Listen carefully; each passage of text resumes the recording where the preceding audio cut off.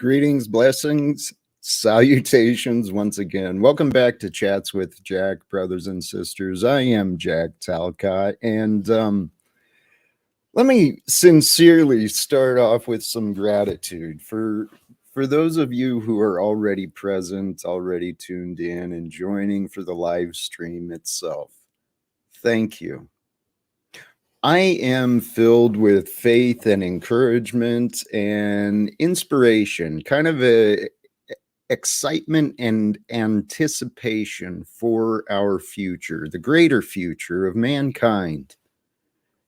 And those of you, I've been very generous with the mods here on this channel. I'm new to YouTube, kind of trying to figure out my way, the best format, the best techniques, and the best ways to do a lot of things. I want to thank you guys who have been helping keep order in the chat. Okay.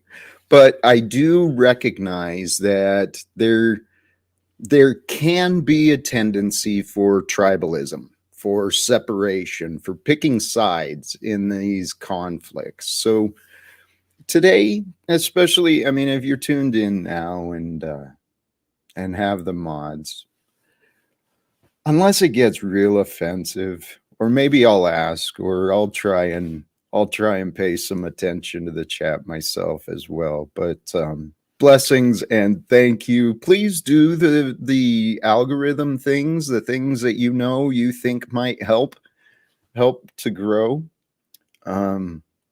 I just now dropped the link for those who do wish to join. The topic I want to discuss, or I intend to discuss today, is finding joy, beauty, and value. Where are those things in your life? Where are they found? How do you know? How do you know what is appropriate? These are things I've been thinking of, and here, let me also kind of come correct myself. Beautiful timing, Sarah, because you and several others have been in my mind, those who have regularly participated in the panel. And I know how I sound sometimes, and I certainly see how I come across. And I want to thank all of you who have had patience with me as I grow. Those of you who have had patience with my frustrations and some understanding of what it might be like doing what I'm doing. But regardless, today I was again inspired. I'm finding a lot of value, brothers and sisters. I'm finding a lot of value in being reminded of eternal truths, right? Ancient wisdom that's always applicable. I've been looking into and listening to some wonderful audios on Stoic philosophies. The idea of truly being grounded and unmoved by whatever life brings.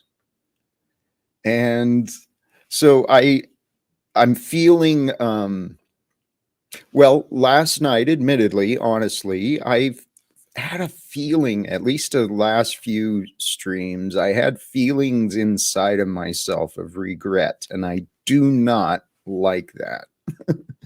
I don't like feeling guilty about things that I've done, or, not articulated myself as clearly, whatever. There's always room for improvement, and I try not to live with regrets. I know how unhealthy those are. So I was reminded today in my lessons that instead of feeling regret, recognize that moment that we're reflecting on, where those feelings are coming up.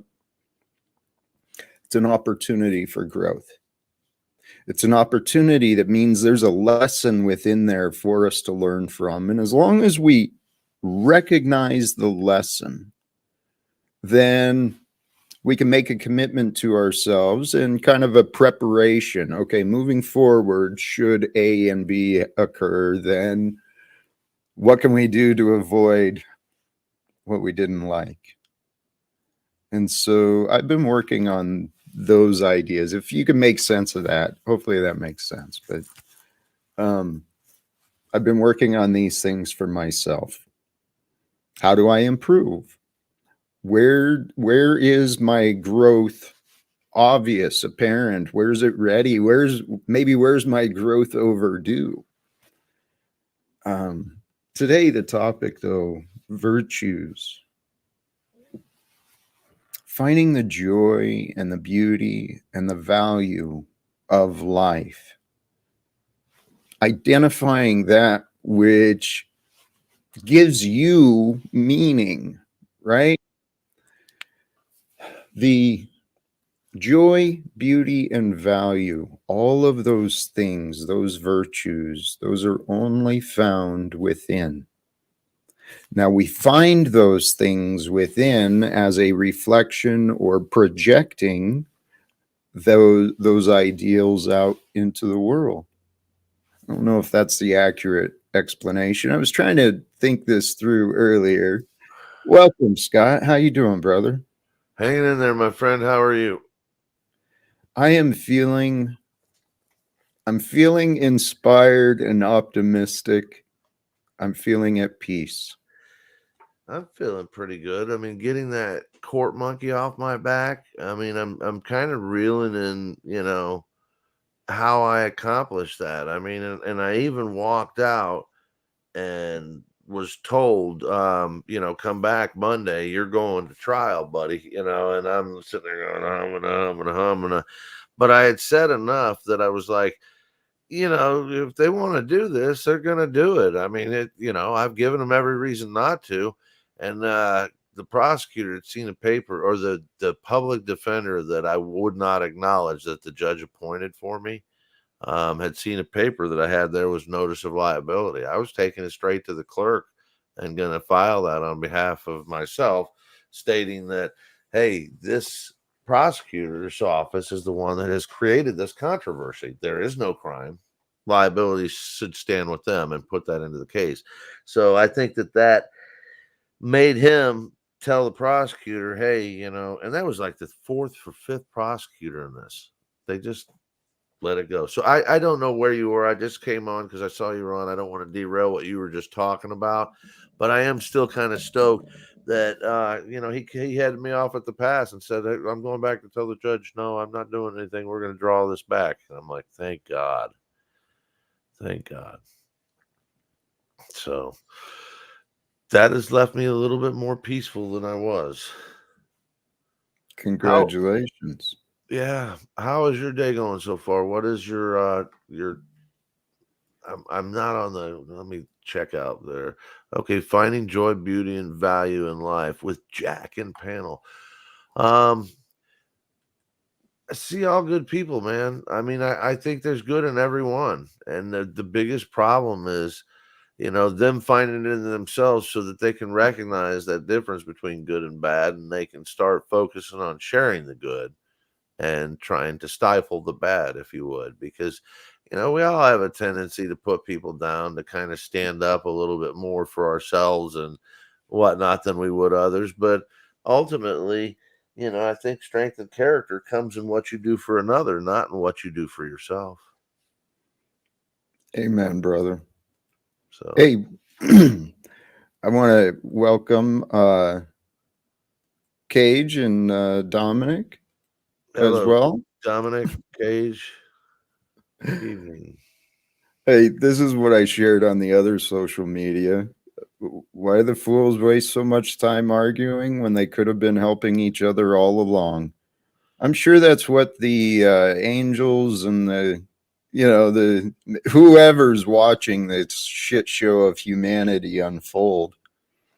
It seems like a pretty obvious question for us. And then this was created for me too. And my dear friend, I give it up. Someone's been helping me with a lot of these things. So Those who cause to those who seek to cause others pain will never find peace in their soul.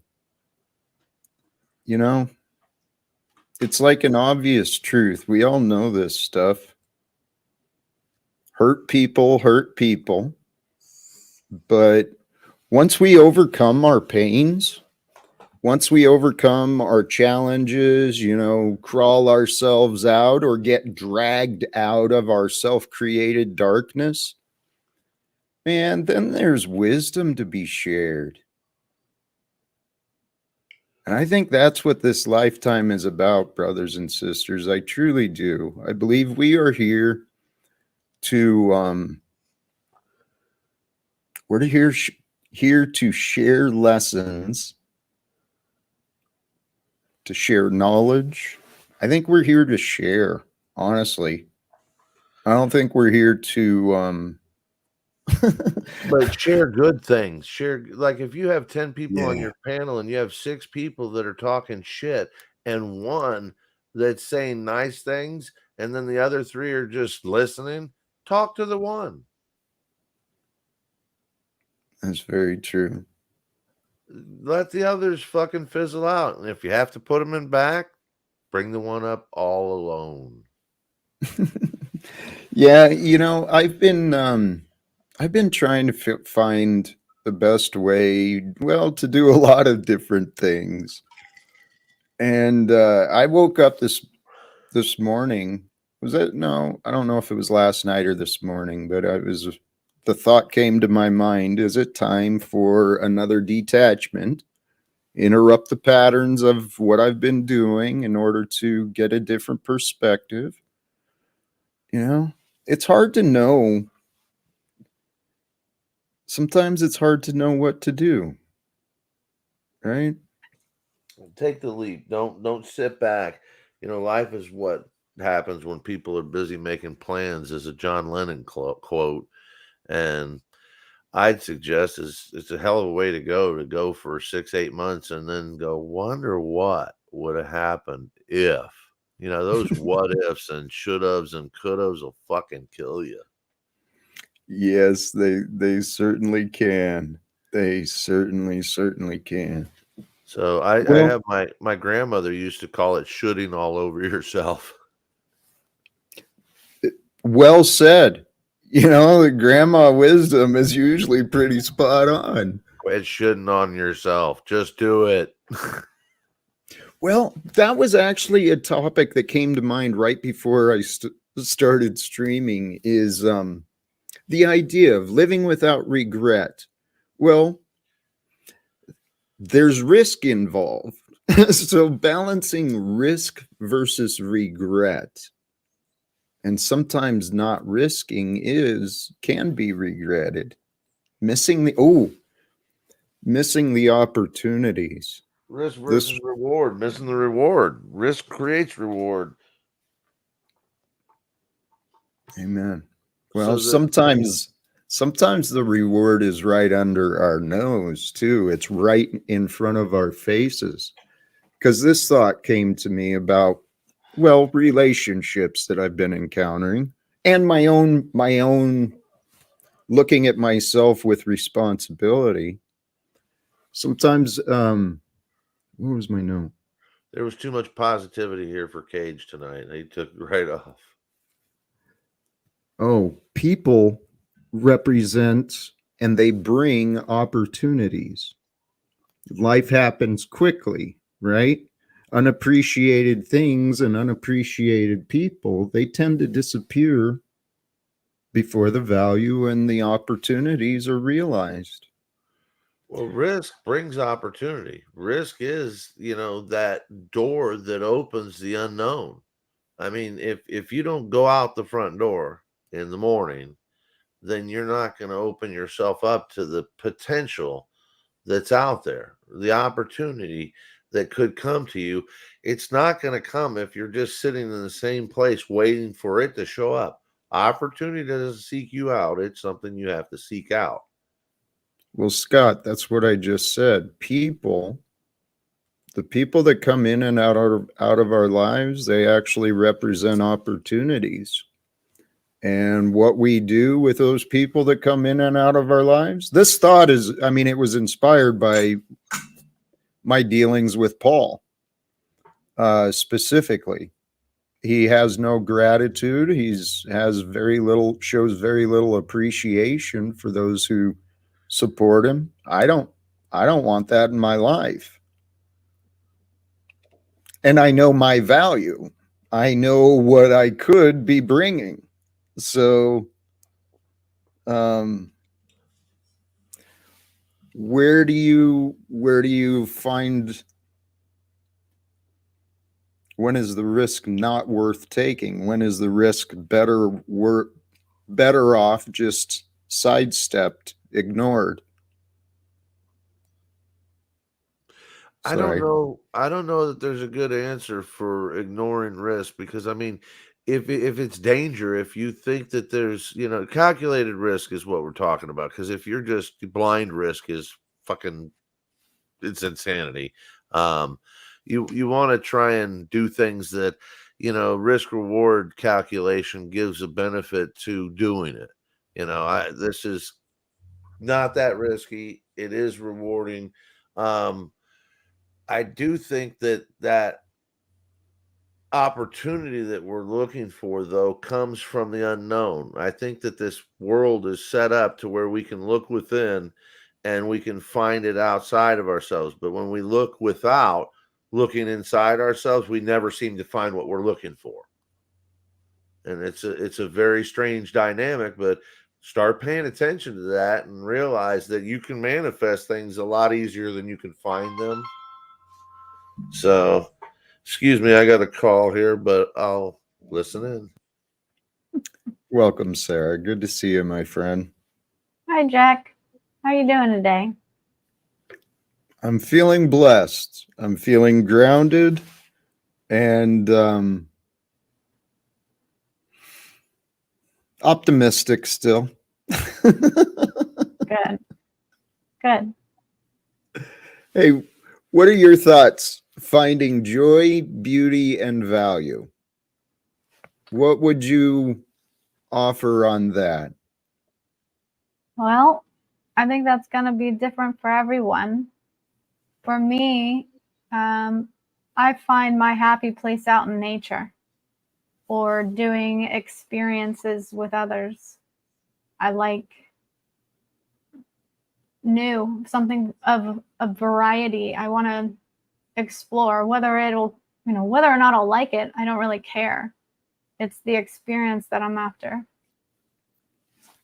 But that's not for everyone. Some people don't want to go and try everything. They want to relive moments that they've loved their whole life, and that's where they want to stay.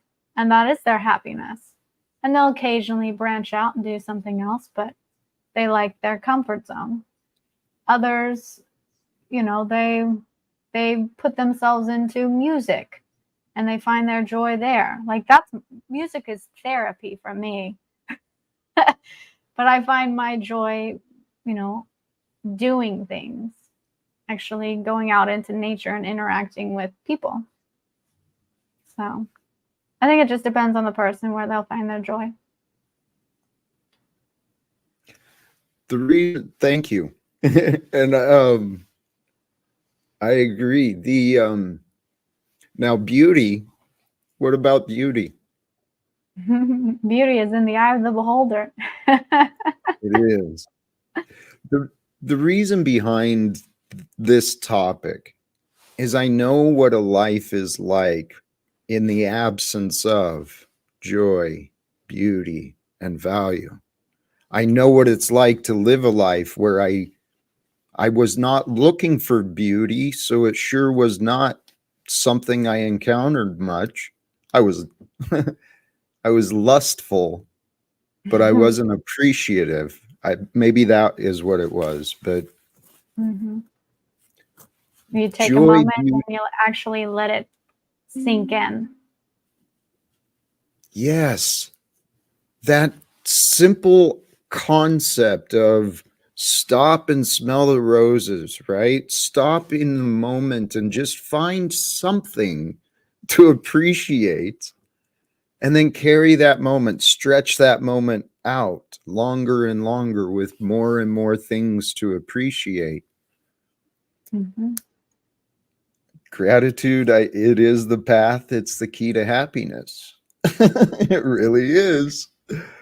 And it's easy to find the errors. It's easy to find the darkness and the scariness.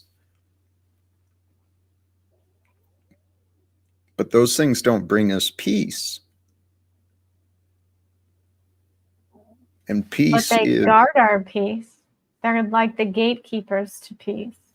You have to get through them.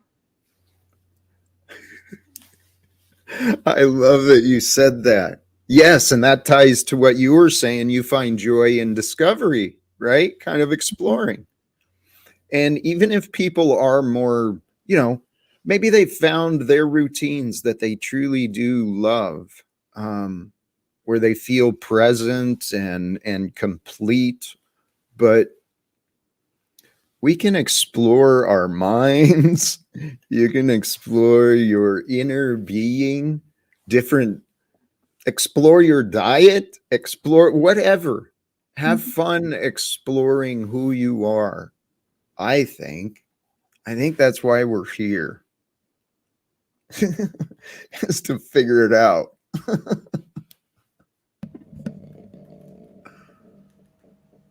Scott, were you Yeah. gonna say something? I just came back. I didn't hear anything. What should I say? Nothing, but please fix your echo.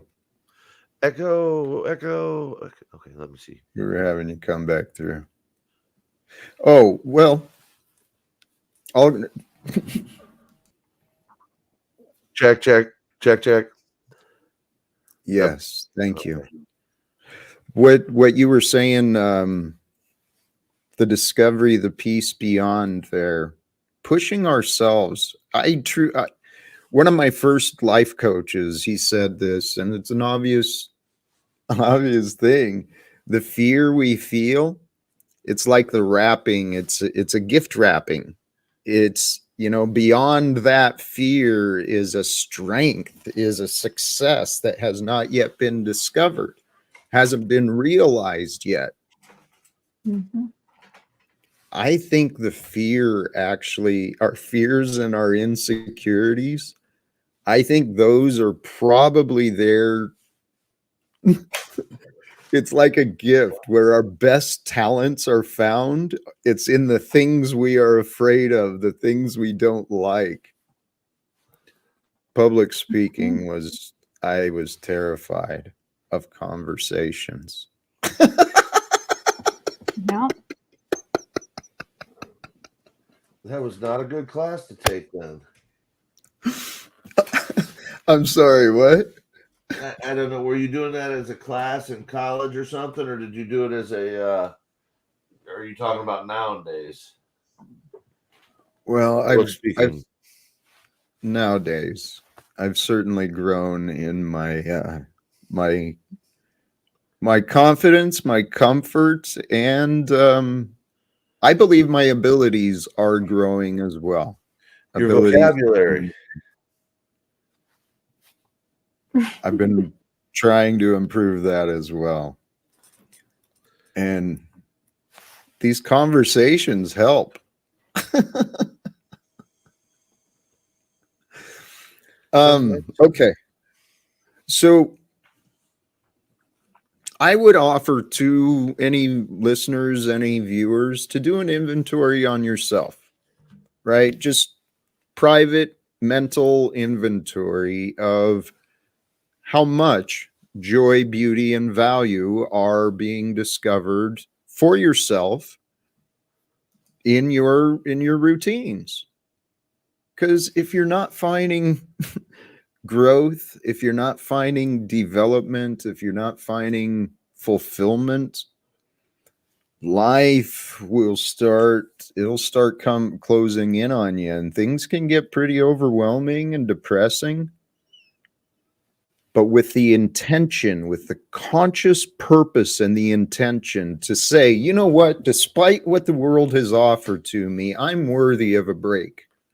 I'm worthy of just a moment of peace. And then find a place that you enjoy. Probably in nature is a great suggestion. Just to,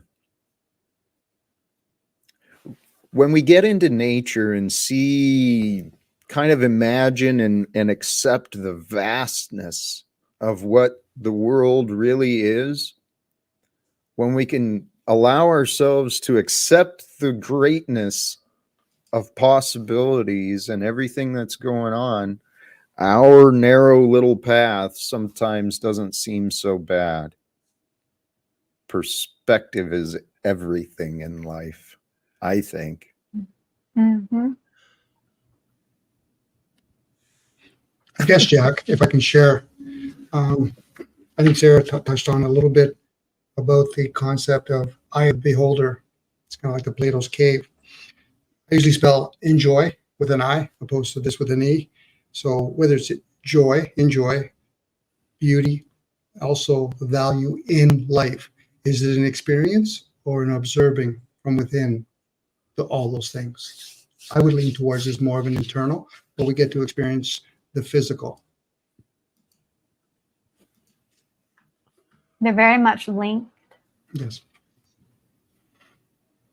The internal and the external are linked.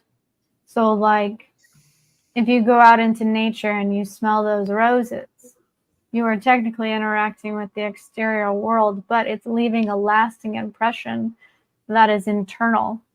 And you will remember that feeling and that sensation that it gave you from then on.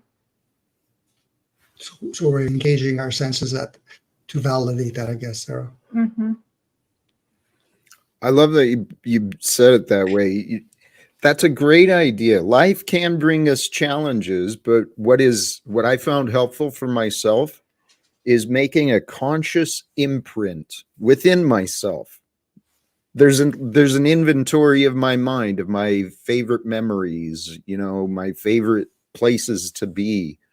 And having that conscious memory, taking somewhere where you feel safe and connecting with it just for that moment, and knowing you can carry that with you later. Jack, you reminded me of a joke. What do you get when you cross an elephant and a hooker? An elephant and a what? A hooker. I don't know either, but she'll fuck for peanuts and remember you forever. Okay. Oh my goodness. Is that a joy or a beauty at that point, Scott? Could be a little bit of both. Just don't get under her. You can't be a bottom in this scenario, Dominic. Thanks. I've come to the realization for myself that this life truly is whatever we make it to be. It can be challenging, it can be painful, it can be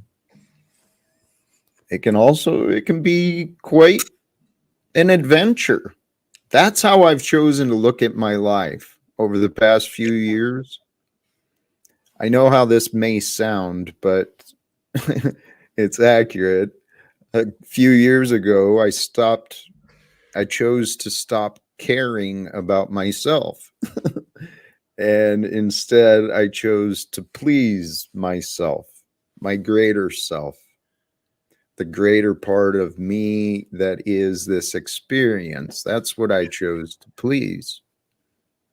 And without care, there's no worries. There's just the desire to please, the desire to serve this experience, to improve me and my life in whatever ways I'm able to.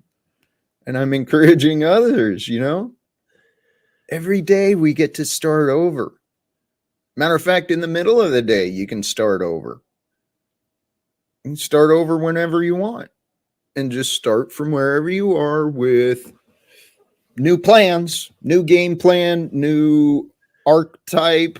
Try something new, try something different, whatever you want. Just be honest. That is the key. The key to freedom. Jack, gonna you be just made the me truth. think about another hooker. What? Well, Scott. I wrote a song, and on an album, there's other songs. Actually, it's a 2-box set. There's 2 albums, and another guy, buddy of mine, wrote a song called "Backseat Love Affair," and it's literally about a 500-pound hooker named Clotis up in Chicago that he met, and he went out on an experience.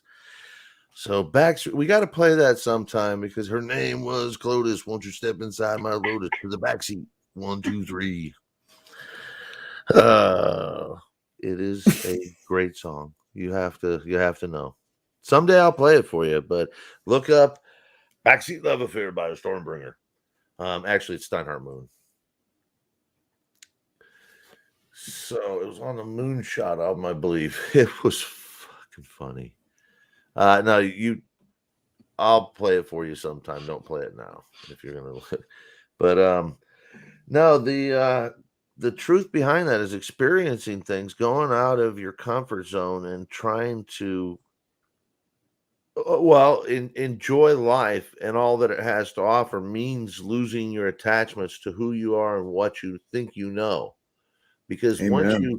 once you settle into this, defined space, then you aren't open to receive the gifts that are around you. You aren't open to receive that, interpersonal connection that someone else might be offering. Close yourself off, and you'll not even realize how much you miss. That's very true. I have done that in the past, and I've been questioning myself. Have I been doing that still or again? These lives are interesting. If we don't pay attention, we won't know what's going on. But the gift, Scott, you're absolutely right. The key is to maintain awareness and presence throughout the moments of our day, through the days of our lives.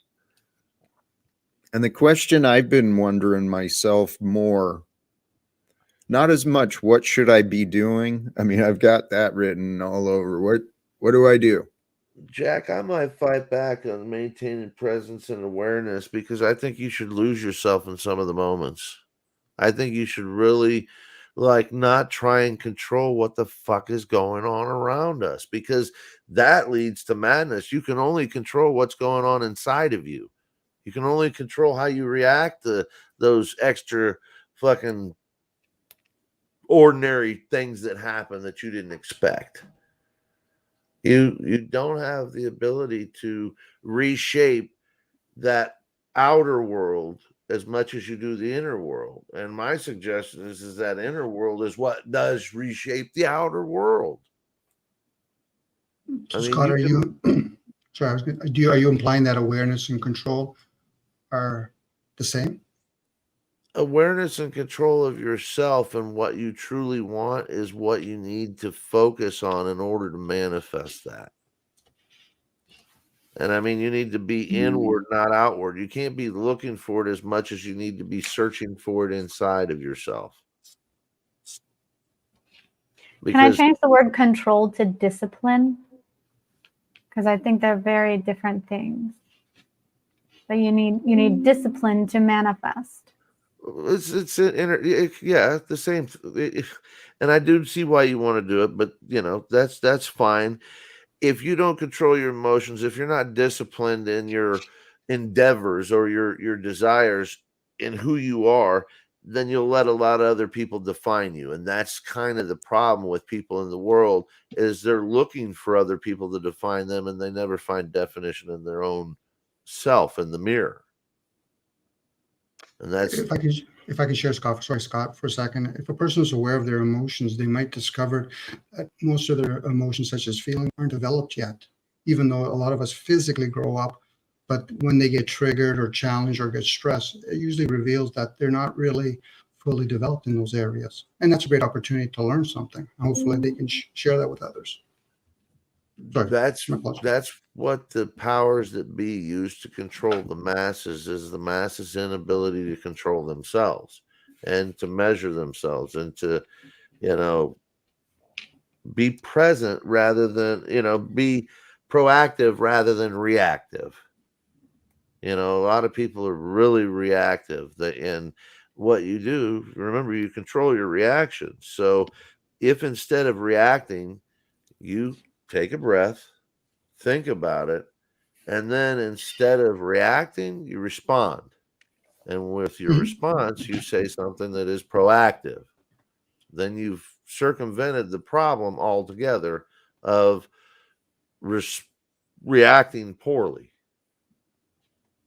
Would that be a moment of silence that one has to go inwards to be able to have silence, reflection, thought?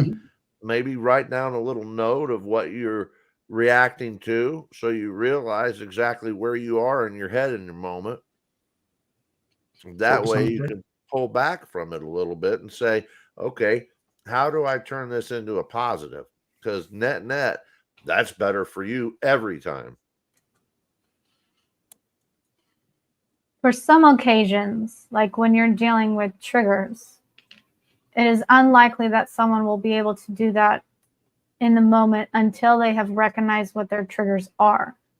So they have to do self-reflection outside of it and say, okay, why did I react the way that I did? And that can be very difficult, especially when you're talking about trauma or repressed memories where they don't even know why they're upset. They're just angry. And then you have to go through memories of figuring out what is causing this triggering. Go ahead, Jack. I think you're both right. I think the two would go together. I mean, you're absolutely right. In order to truly understand the trigger, you need to know the thought process and the thoughts beneath it. But nothing will happen without the intention and the awareness. And what Scott's suggesting, if you at least notice your trigger and then develop that awareness to pause, what Scott was describing, that's literally my game plan for some of the future interactions I'm anticipating. I'm trying to be. The problem isn't always the cure, but not adding to the problem is a great step towards a cure. It is. There was an incident I went through. I had a realization, an experience of myself. Someone I knew, I encountered him at a public place, and it was like, to me, it felt like one of those times where it was an awkward, they didn't really want to say hi, but they came over to give a fake hug and, pretend like we were friends. And I just had this reaction with me. I was triggered, but I had the awareness by then to pay attention to that. And I didn't understand what was going on. I excused myself kind of uncomfortably, but the trigger, what it was, when I went inside, like Sarah's saying, to find out the reason for it, I think many people can resonate. I would rather be alone than spend time with people who don't appreciate me.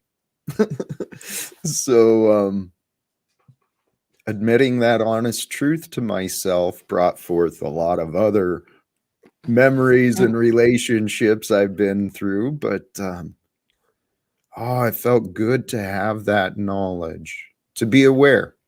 All right, if I see people not appreciating me, then oh wow, Jack, it is still obvious, isn't it? Jack, the one thing I want to caution you with is reading people's minds is often the last thing we're able to do. So just by their facial expression, just by, little ticks that they may have or little, gestures they may make, you might think someone that's in your sphere is thinking about you, and you might be the last fucking thing on their mind. So I want to caution you to not take looks or people looking away. They might see you, they might not. They might have looked right through you, and people are capable of doing that because they get so far into their own imagination. So I just don't want you to think that the people all around you are ignoring you or dissing you, or I don't think that's the case. If I can share, Jack, just to pull it a little bit from the joy, beauty, and value style. What is, If I may, go ahead, Jack. Hey, Dominic, sorry. The synchronicity that Scott bring this up. I mean, today, this panel already, it's bringing me confirmation of things that I've just been recently reflecting on, right? The world outside is bringing me confirmation. Damn it. What you were just saying, Scott, and I'm sorry I lost it. I interrupted Dominic for that too. Well, people aren't thinking about you all the time. They're in their own Yo, heads, all trapped up fucking tight. Hey, thank you. That was the observation I had earlier today. Is I used to go a lot of places, right? Events and out in public, and I always felt insecure, and I never really felt safe, and I was always worried people were watching, judging me, blah blah blah blah.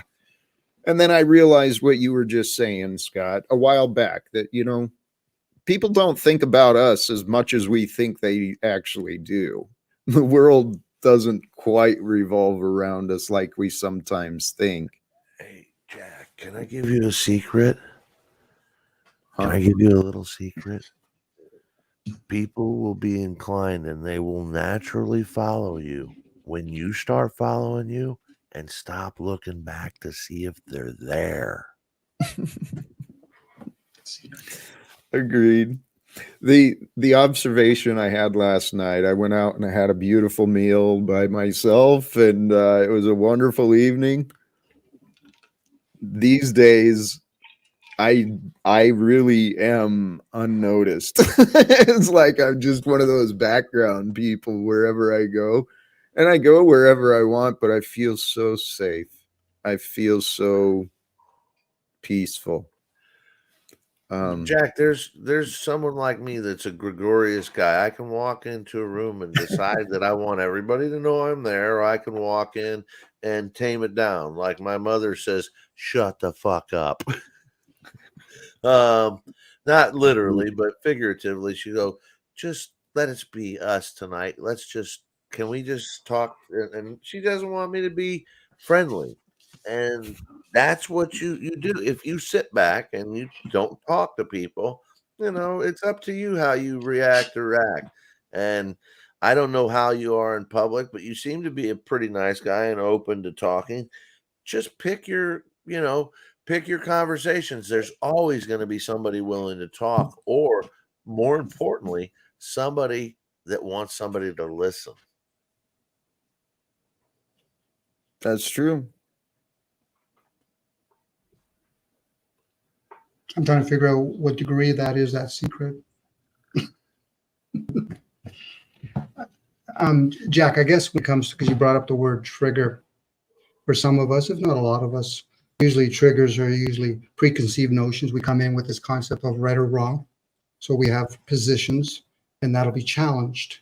Again, that's usually a pious position to think you're right or wrong. I usually say, 4 rights in England gives you a roundabout. Change the word wrong to left. Those are directions.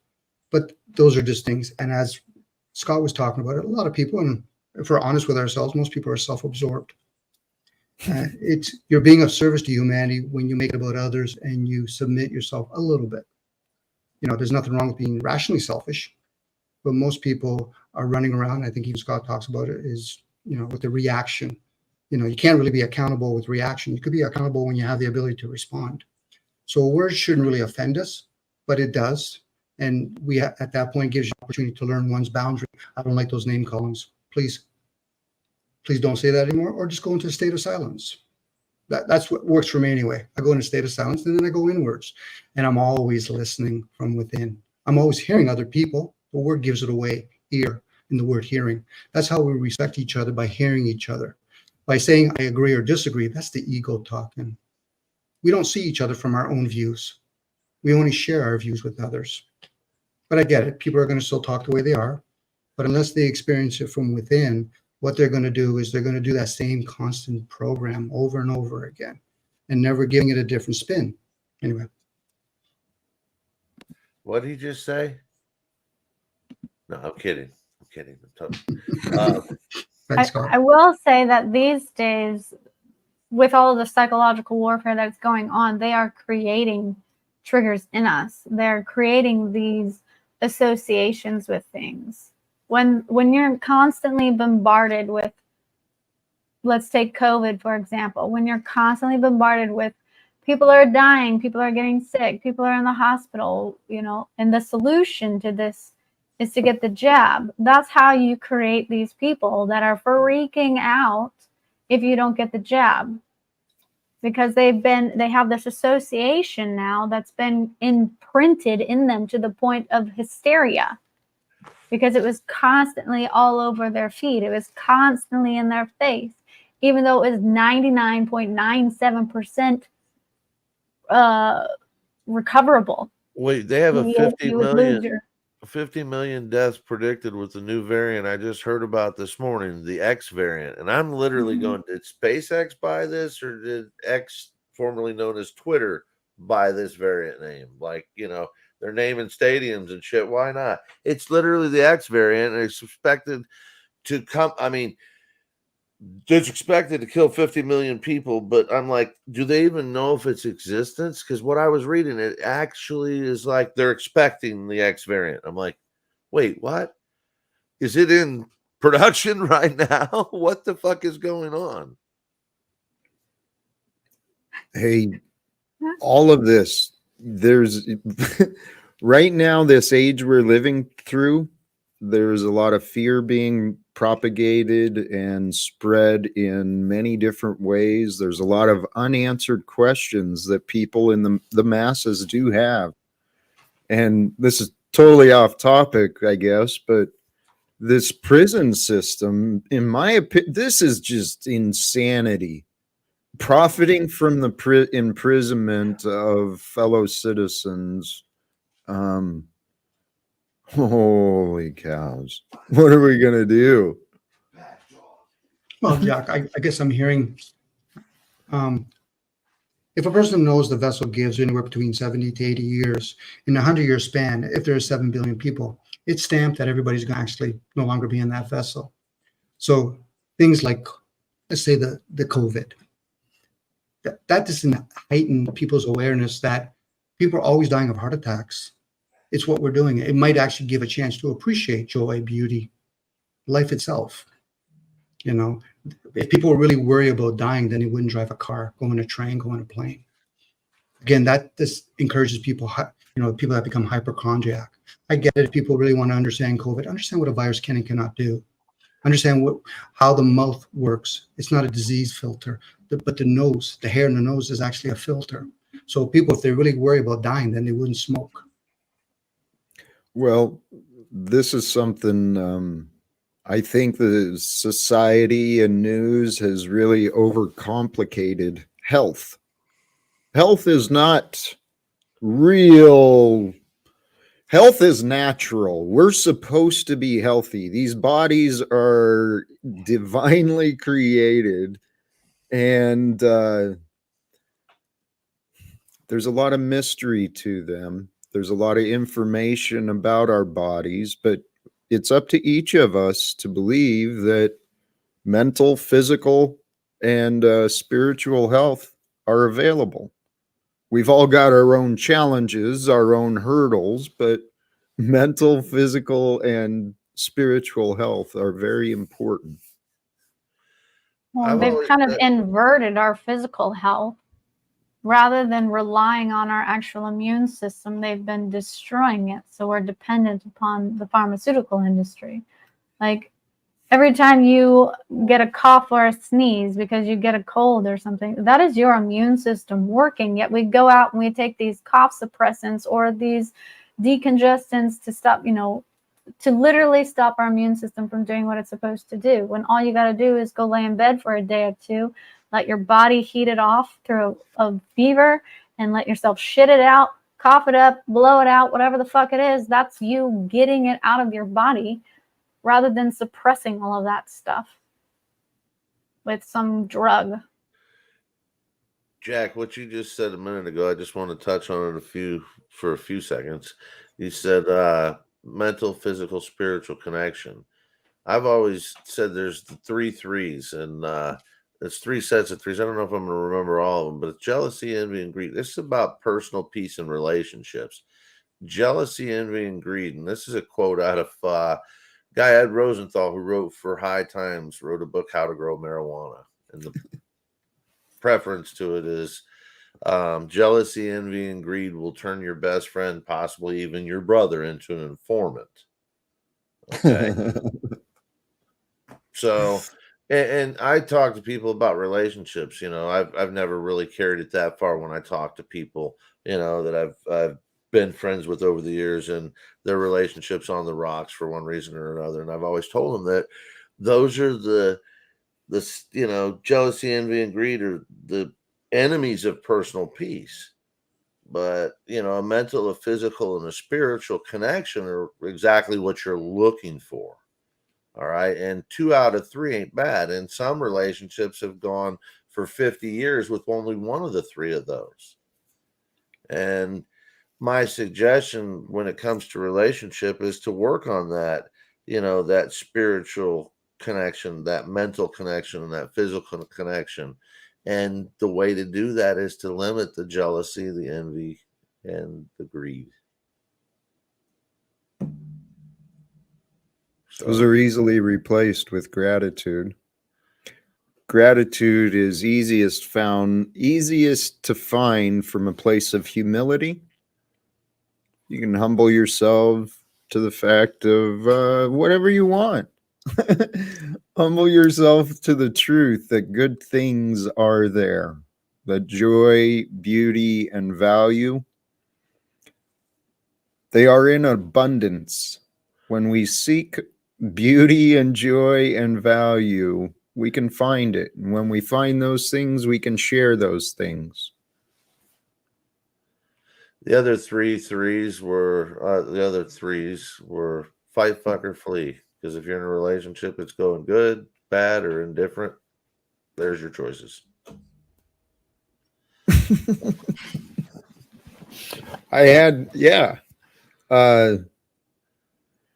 What about just be still? That's dangerous, and in many ways it can be really dangerous. When things go bad, you might want to flee. So I don't know. Still, yeah. In life, we can advance, we can retreat, or we can dig in and create a stronghold, defending our comfort zones and preparing defenses against imagined attacks. We can find peace, and in the peace, I'm telling here, I had this thought earlier when I went outside, and I often, there was a question asked if I went for a walk. I go out and I connect to nature maybe several times through the day. And I don't really, I'm constantly asking myself, what can I do? What do I do? And today the question changed. Instead of, the question became how, where, and what does God want me to be? Not do. How does God want me to be? The answer, I believe, is at peace with faith. And of course, My faith is in a world of peace, a world of without conflicts, at least without violence. Holy cows, we should be able to at least accomplish that by now, shouldn't we? Too many people doing it for sport these days. Human beings are the only ones that can actually gain enjoyment from fucking killing something. Sorry, that's the whole problem. There's people who have no off switch. They're fucking morally bankrupt. Well, fix that, and you can solve everybody's problem. I'll agree. There are some who have really depleted their spirit, and maybe there's some who are in form without a spirit. But the real problems have been where the oppression and the violence have been enabled. When good people stand by and do nothing, that's when evil grows in power and in strength. And look at the world right now. This is insanity. We've got half the population is rebelling against authority. The other half seems to be dependent upon them. And we're completely divided. And there's simple solutions available. What are those solutions? Pardon? What are those solutions? That humanity wakes up to the facts. It is absolutely illogical for human beings to refuse to share knowledge, resources with each other. We should not be required to have something man-made in order to get along with each other, right? Wealth has been the divider of mankind for generations. You know, recorded history shows a lot of conflicts, a lot of oppression, a lot of obedience, and enabling the oppression.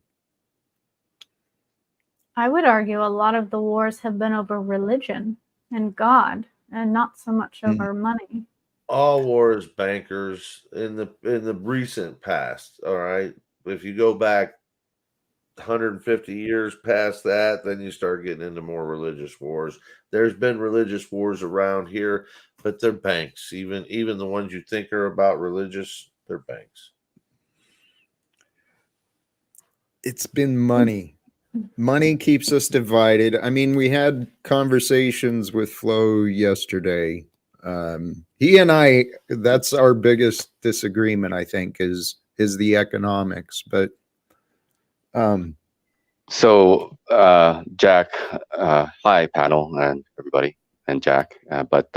So let's have a discussion about money a little bit, because I think, in my perspective, like, I can kind of see where you're coming from and where Flow State is coming from as well. But what you're suggesting is that we need to kind of pretty much topple everything down to the ground and create a whole new system.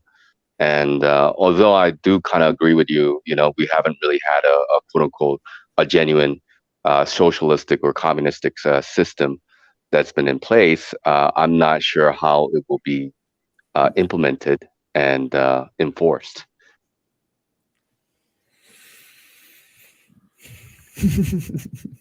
Well, I guess. I don't Sorry, have. Go ahead, Jack. I certainly don't have all the details, but I know the possibilities. Okay. The probabilities are that many people would be resistant and reluctant, but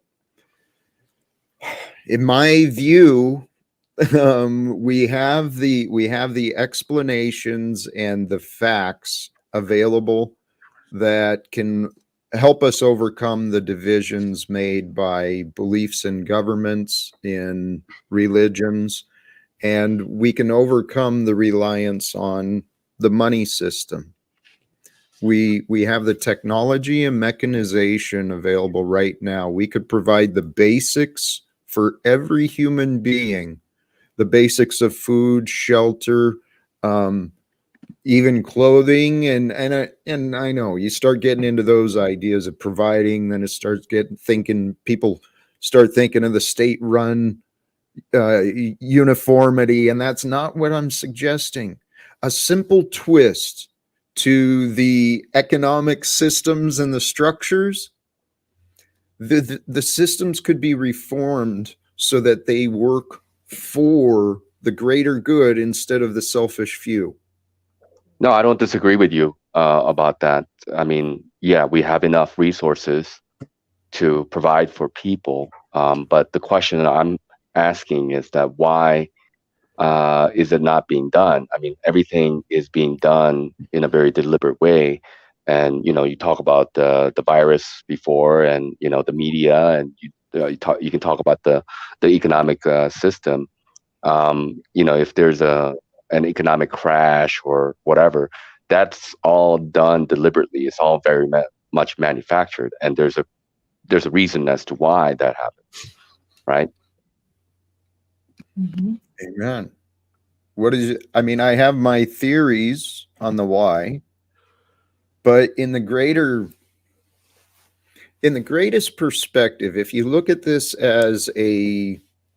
life as an opportunity, as an adventure for our spirit to live in the form, the question I asked myself a long time ago is, Jack, what would you like to experience? What I think is happening, it is my belief this is the time that was prophesied. It's the time of the shift, of the change, for the energetic patterns and the limits on our consciousness to change. I think we are here to evolve the old systems and structures from what they used to be into what they were intended for, and what was truly intended for in the good. The good is we could easily end the wars and stop funding the weapons, the military industrial complex.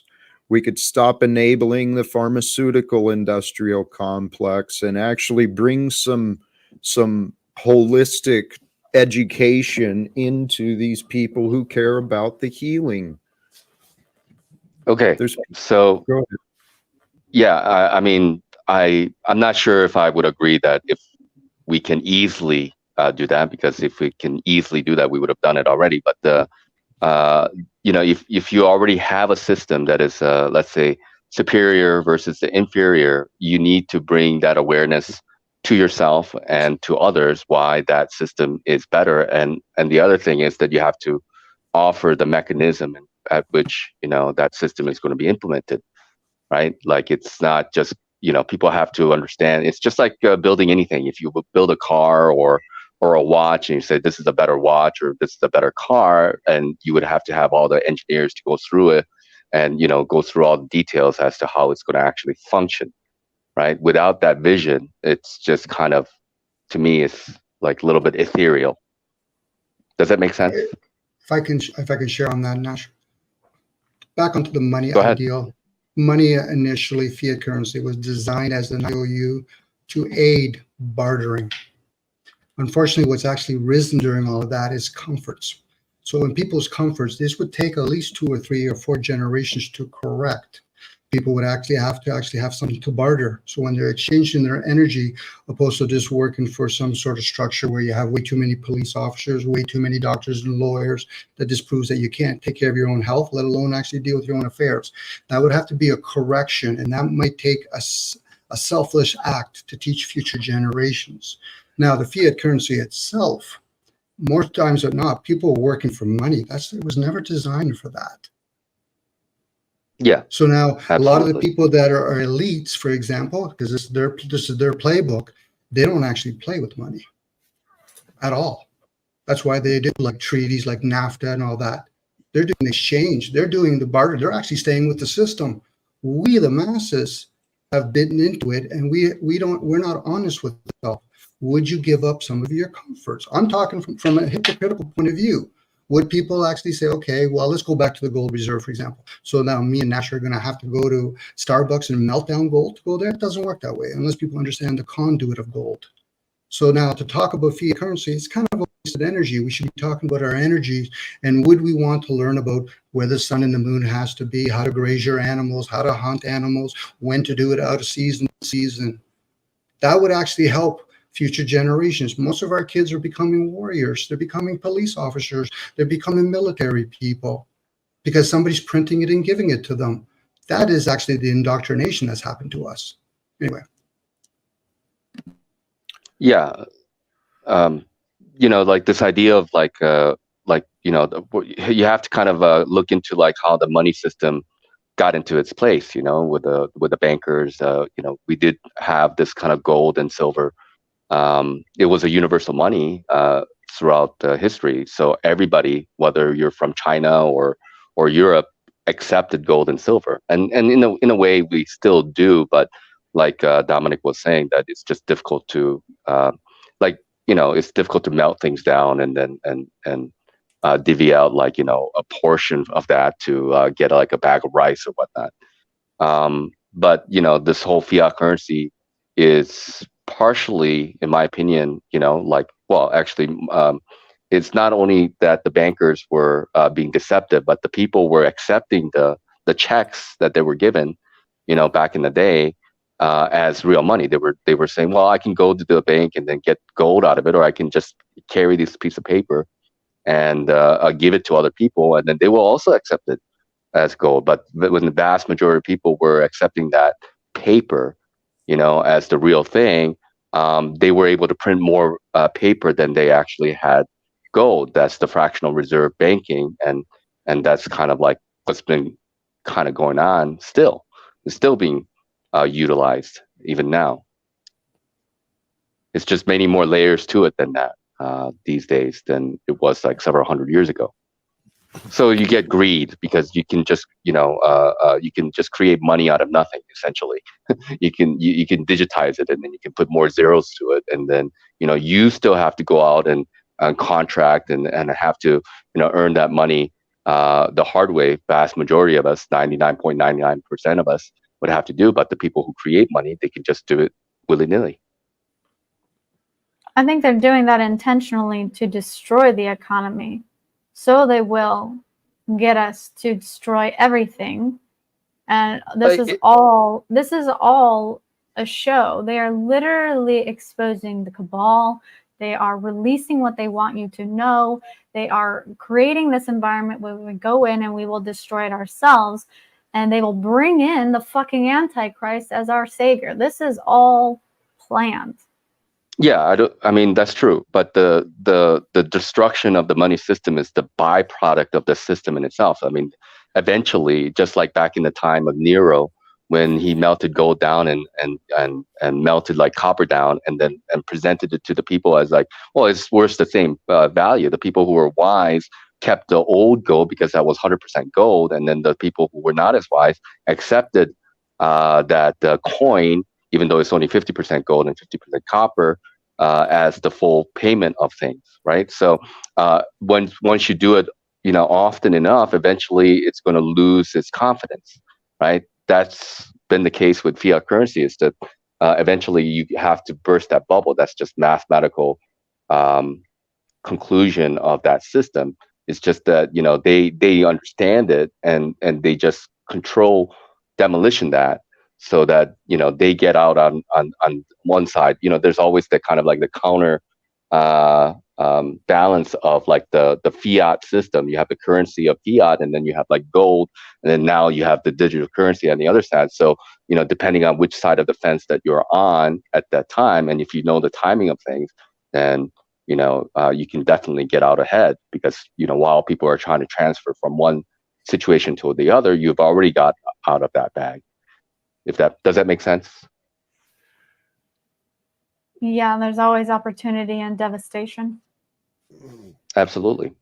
So high by The way I understand history is, well, it's been a logical progression where if you look at the possibility that mankind has been influenced by satanic energies, by the thoughts of selfishness and control and oppression and warring, to steal, kill, and destroy, money has been, and it's been a symbol. It's been used as a lure, as a temptation. The concept people sell their souls for wealth and celebrity is true. They corrupt themselves, their integrity, and there is true evil in this world, brothers and sisters. And don't let your good morals, don't let, your limitations, those don't apply to some of these people in this world. Okay? There is true evil that has been enabled.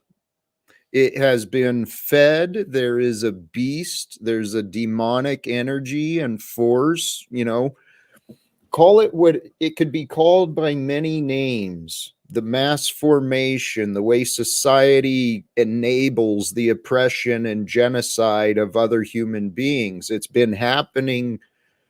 It's happened repeatedly in very clear ways throughout history, and I'm suggesting it's still happening right now, that there is the oppression and genocide of fellow human beings that's occurring now. And I think there's a way anyone who might see the same things as me, I think there's a way we may be able to confront it. I don't know exactly how. Well, that's what we Well- need to figure out. That's the blueprint, the plan, the actionable items. That's what we need to sit here and discuss. Yeah, and not everybody's going to be able to see it. That's the thing. Like what we have learned in the recent history of going through the 2020 times is that people, and this just goes with like many other conspiracy, theories and concepts as well, is that there are people who refuse to see it. There are people who are incapable of seeing it, and there are a lot of people, they're just too scared to look at things for what they are, right? And so, there's not much to be done for them. And yeah, like these discussions are for us, you can say, and people who do see things, but the solution for the few is not going to be the solution for the many. I mean, it's just not viable in my opinion. Regardless of what others may or may not do, I have the drive, the vision, and the idea that I think we can find a way to unite and to confront. Because there's a lot of people that are just living these lives blissful in their ignorance and yet suffering in their comfort zones, not realizing the opportunities that life truly, truly brings forth. When we're not so focused on the routine of, well, we've currently got economic slavery. It's wage slavery, however you want to say it. Human beings being denied education, shelter, and resources just because they don't have money is not healthy for our future.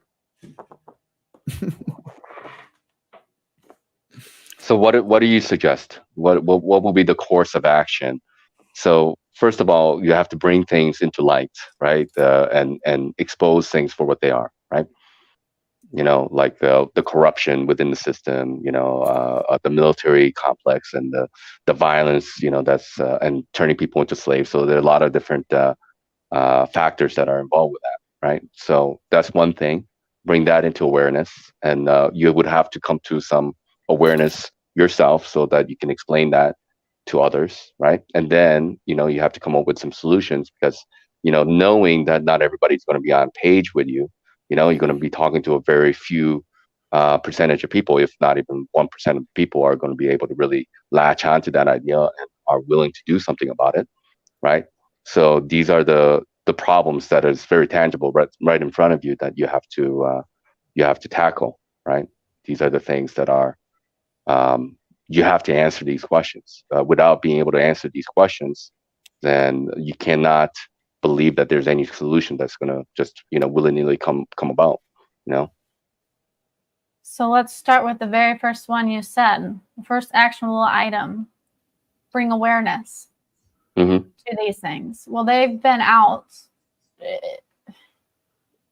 for decades. There have been clues and information everywhere in front of our faces. So apparently we need to find a better way to make people aware, because it's been in our face the whole fucking time. Yeah, So some how things do are you very make obvious. people aware of it? You that can't. aren't? That's not kind of what I'm getting at. Is that you can't If get that's everybody step to be. one, and we can't do step one, then we can't meet our goal. So if you say Cognitive we can't, Well- then we're shit out of luck. So we got to figure out how. Not necessarily, because you're going to have, again, a few percentage of people who are aware and who are going to be able to see the things the way you and I see things. So you have to talk with those people and start working with it. But recognizing who is worthwhile to spend time with, that's, I think, one of the difficulties that this quote unquote metaverse community has to. And like being able to talk things out with everybody here, that's part of the solution in my mind, is to see where people are at, see what their reality is, and see for ourselves, who seems reasonable and who's not, who is logical minded and who has the ability to rhetoric things out, right? So these are for me confidence builders, to be able to see for myself, at least. I'm not putting myself in a pedestal or as a person of authority, because we all have to abide by our own ability to reason things out. So what makes sense to each individual may not make sense to everybody, right? But it's something for everybody to suss out themselves and vet out. So if everyone here is already awake and aware, wouldn't it make more sense that we all not talk to each other and went out and talked to a bunch of people that are asleep to wake them up? I'm not sure if I would agree with that sentiment, that we are all on the same page of things. I'm not entirely necessarily the same level, but we're at least somewhat aware and awake to some degree. Most probably not enough to go recruiting others. Well, I don't mean recruit, drip feed information to wake them up. You have a lot of cognitive dissonance out there. You have a lot of people that are just very comfortable in what they know. And when you start talking about a fiat system and saying that it's not legitimate and that they should be working on a higher level, working with gold, working with promises, working with notes, bills of exchange, acceptances, these people don't understand it. You can even show them 12 USC 411, 12 USC 412. And I don't even know what you're saying when you say that. I know not you a good don't, approach. but that's the crux of the matter. You don't know. So when you can't express what the fuck's going on in its totality, most people get lost in the shuffle. So trying to explain to them the totality of the situation we're up against is fucking a no-brainer. You can't do it. They're lost when you Well, just you have go, to talk to them like they're a 5-year-old. And when you spout codes at them, they're going to go, what? and I get that, but the problem is the 5-year-old talk, it's over with. The fucking system's crashing around us. There's no talking and telling anybody. If they don't know by now, they may never know till it's too late.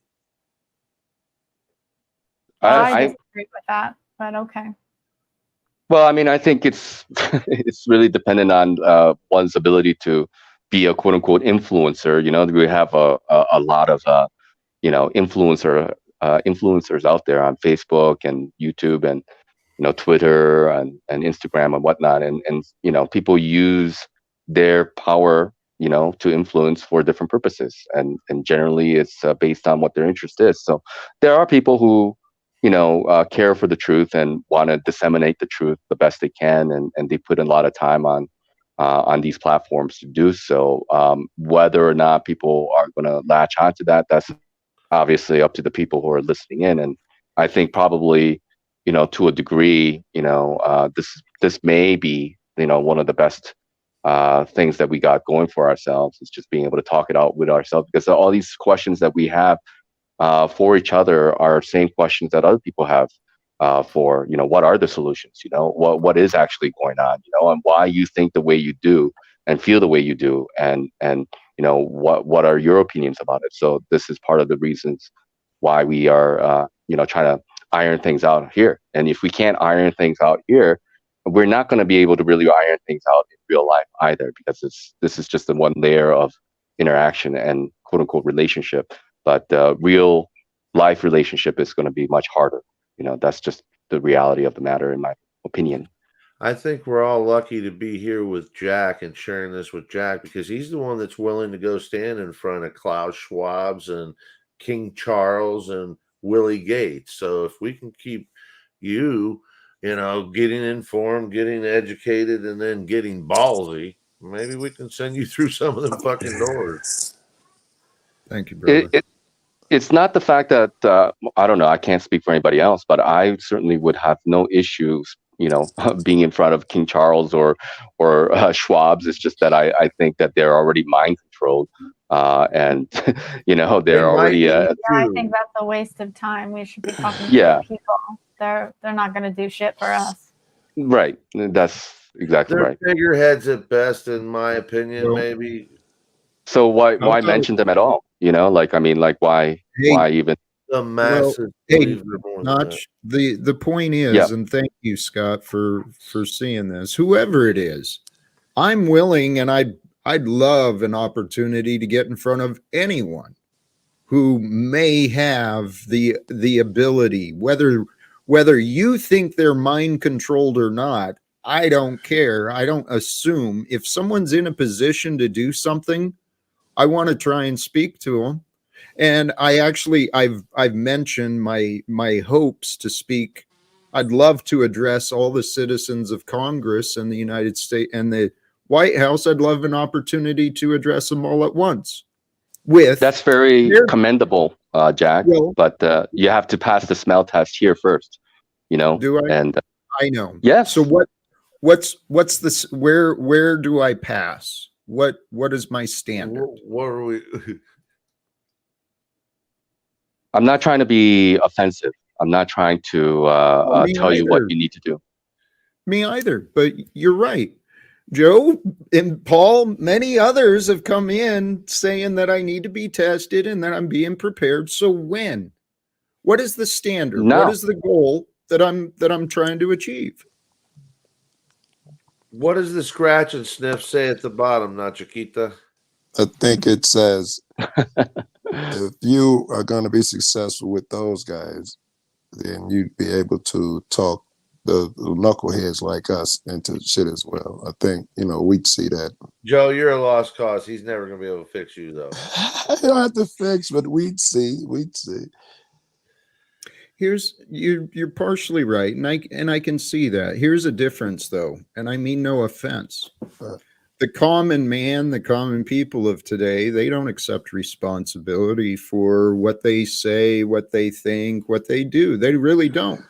But these people who are employed by duty, by oath, by rule, well,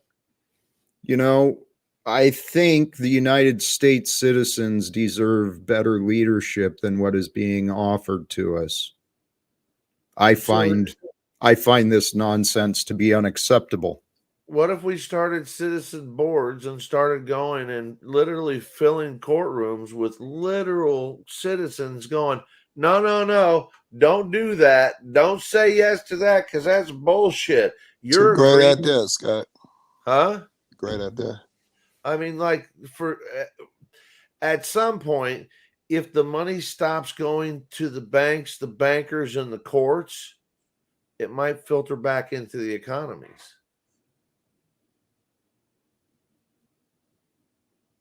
So, back in the time of the Roman times when they used to have slaves, one of the senates said, well, Rome, we have so many slaves, we can't tell the difference between the slaves and regular citizens. So he suggested to another senator, he said that, hey, let's put a band around their arm, and that would label them as a slave, so we know the difference. And the other senate, who was more wiser, said, no, that's not a good idea, because if the slaves start to realize that there are actually 1 out of 3 of us who are slaves, and let them pretend to be a citizen, then they will start thinking about revolting, and they can start thinking about but if they all kind of mixed in with each other, they'll think that they're a citizen or a slave. Nobody will be the wiser. Right. So that's kind of the situation. That's kind of what's going on now with so many slaves, you can say. I mean, we're all slave to the system one way or another. But let me just finish this thought. Yeah, go ahead. Let me just finish this thought, which is that this political system of quote unquote leadership, or people who are in a position of power, they were never in position of power. That's just the facade that's been given to the people to make them think that there is something that's going on. It's a distraction for the masses. The courts turn to the Roman occult canons. We're under the canon law right now. Well, what does it mean, Scott? Yeah, what's that got to do with anything? Yeah. It's Roman law. It's the same law that was around when Jesus around. It's bartering and wagering. It's a system of wagering. Words. System of oppression is what we've got. Because as long as we stay divided, here, guys, the connection. Please consider this: the connections between authority in our governments and corporations, authorities and secrets and conflicts. Right? Secrets lead to lies. Lies and confusion convince human beings to team up. Tribal warfare, corporate warfare, policing and warfare. It's this illusion of authority and wealth. We can all move past it. We can all overcome the belief in authority and wealth and deal with each other like human beings. And I think wait. I'm sorry, but we're doing a loop here. We say that, and then we say, what are the solutions? And then we go back to stating the problem again. Nachi and Sarah, you guys, it sounded like you were arguing with each other, but you both were saying, meet them where they are. Nachi was saying you might have to abandon them if they can't hear you sometime. But both of y'all, I heard the same message. You meet them where you are. That's what Sarah was saying. You got to speak their language type shit. At least that's what I was hearing anyway. Mm-hmm. Yep. Everyone will need to be spoken to differently for them to hear the message. That sounds logical, right? It's good, girl. I like it. Yeah, that's exactly right. Because we come from different language groups, different cultures, right, and different values, you can say. And so you have to kind of that's where the grassroots aspect of things and different representation, and you have to talk to the leaders within those tribes, for lack of a better get a curriculum then. Yeah, but that would require for again, like if you have a curriculum, right? It has to be very much laid out in a way that makes sense, because logic works in all cultures in the same way. I mean, it's. Okay. So we'll have to have, curriculum for 0 to 5-year-old for understanding, 5 to 10-year-old understanding. I mean, I don't know if I wouldn't do it based off of age. Yeah. Based off of intellect. Based off of philosophy. If you get the philosophy, and I get leaders from that culture who understand the philosophy, I don't have to do anything else. Right, they'll communicate the philosophy in their culture. I don't have to fucking write a book and teach everyone how to do it. Right, I think that sounds right. Just teach them the philosophy. Well, here, there's some truth. I truly don't believe we need everyone to get on the same page. I really don't. No, I think you're right. Not at this point. You're right. But if we can address where the problems really are. The dysfunction and the divide in the nation is the result of dysfunction and divide. It's a result of poor leadership. I I would Believe argue what it's you want. exactly I what they am- were trying to accomplish. They Right. got their goal. They did exactly Okay. this intentionally. Yes, and in the greatest scope of the spiritual game, this is Satan's world, the darkness, the corruption, the evil is always there until good people join together and we recognize, hey, the emperor has no clothes, right? The costumes and these titles don't place these people above anyone. There's Right. the distinction between me trying to have conversations with you guys and should I be allowed in those positions. They have to accept responsibility for the facts that they have a part in the greater dysfunction of the world. We don't. When I mean, have we they do, but ever we don't. accepted responsibility in the past? Are you saying Well, that politicians need to, or the people in authority need to accept responsibility? Is that what you just said?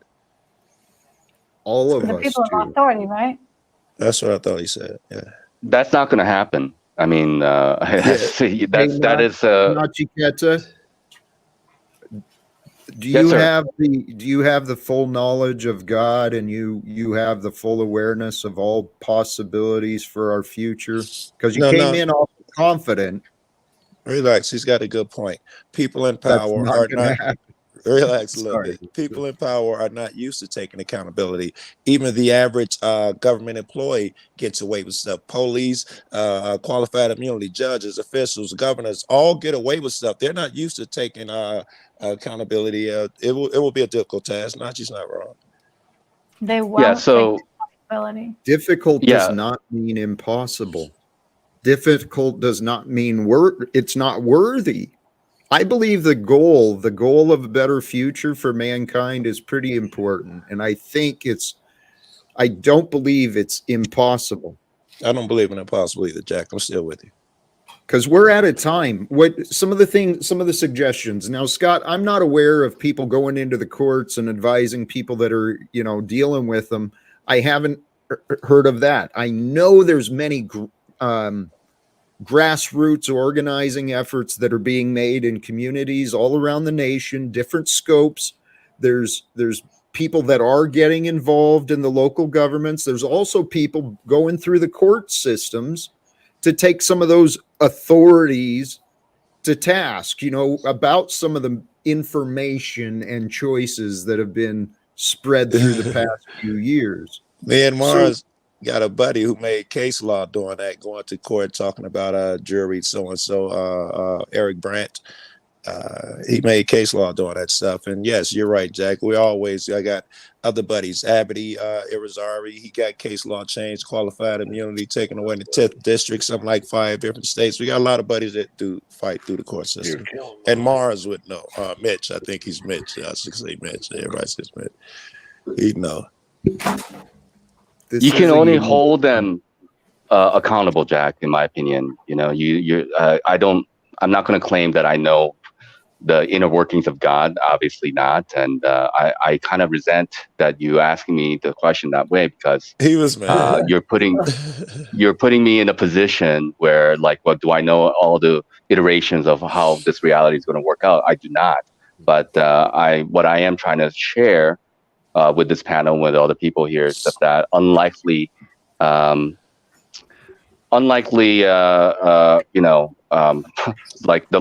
it's very unlikely that these people will admit to being wrong. It's just it's part of human nature in many ways. But not go ahead. Thank you for allowing the interruption. And I don't like interrupting you, but I want to point out you wanted to offer your doubts. Okay. And I understand doubts are reasonable. I really understand the doubts, but at which point well, it's just like this. Like if you say, I think I can fly if I can jump off this building, and I'm like, well, I don't know, Jack, I'm not sure if I do that if I were you, but I'm not going to stop you. Amen. But when you came out, what you just offered, where you didn't appreciate how I reflected back at you, I understand that. I brought it exaggerated because you came out saying that's not going to happen. You were convinced I and understand. convicted All it right. would not happen. All right. Okay, I'm there's a saying very lie high came out. chance that that's not going to happen. I mean, what do you I want me can to say? respect that. I think Thank you. Jack is saying just the energy that you gave was so confident it caused that reaction in him. And I could understand, I could see it happening. He was so sure. You know Jack's personality. He's like, never give up, never die, never surrender shit. I could see all that shit occur. Yeah, Thank that's you. fine. And I think all iteration is going to have to be played out anyways, whether we like it or not. So there are going to be people where, we're going to try to hey, look, we're going to try to hold you accountable. Are you going to admit to it? Look at it. Look at this situation. And don't you see there's something wrong with it? And maybe you're going to get a percentage or two who's going to be able to admit to the fact that they were wrong, At most, maybe, literally. Yeah, Can I- literally. Can I offer this? In the past, the way authorities and revolutions have happened, it's been with a lot of force and, Violence. emotions. Yeah. So if we approach this with the goal to bring forth accountability and responsibility, the expectations of change, if we approach it without the intention of punishment, I'm not saying offering amnesty, but I am suggesting that collectively this is the time where if we want whistleblowers to come out, let's start making sure they're supported, protected, not persecuted, and Jack, I'm on board with you. excommunicated. Punishment and all of that, apologies and admitting shit is way less important than getting the job done. I'd be willing to bypass all of that as long as we can get the fucking goals accomplished. I'm with you, but still. Who is going to protect the whistleblowers? Us? Great.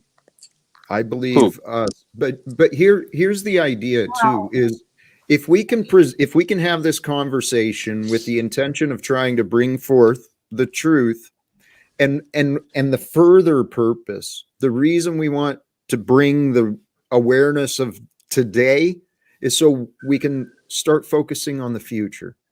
If we can focus on creating the change, creating the transition, and actually maybe the systems can encourage the whistleblowers, the workers to stand up and speak up, because we could get out if workers started speaking up. If you're right, those systems that encourage the workers to speak up, what do they look like? I mean, this is the job, this is the duty. Fuck the pie in the sky. You're right. If you're right, these systems that encourage people to speak up, how do we do them? What do they look like? So I agree with you, Jack, that we have to prepare for the future. I mean, and that's what we're doing right now. We're ironing things out, and we're going through. It's just like in chess, you go through different moves, and then you talk about why this move is better than another. There are definitely better moves than than other moves. I mean, that's just kind of the case point with with our time, energy, and attention. That Joe, there are. Examine each move. Yes. Joe, what happened with trickle down economics with Reagan is these groups that you're looking for, they went to the wayside. The unions. I mean, that's what it was, is that we had groups that would stand up for workers' rights. And basically with trickle down economics, we gave rise to less regulation, more profits, and less for the little guy.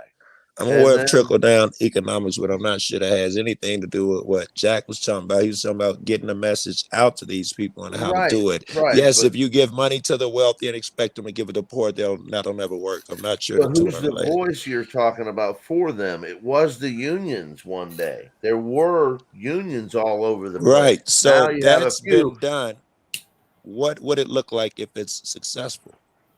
Well, you have the UAW right now fucking trying to help. Biden was there today, I think, or yesterday, actually. It probably wouldn't look like something that we have in order now. Maybe the bare bones shit, but it would have to be different than whatever UAW or whatever the fuck we got now, right? Well, we got to plan something similar to that, though, because that's what has worked in the past. That's why they got rid of it. Hey, in the early 1900s in America was the International Workers of the World, the IWW, the Wobblies. as they were known. In looking into their history, that's where I learned the term of wage slavery. There's been people in this land standing against this wage system the bankers and the aristocrats created.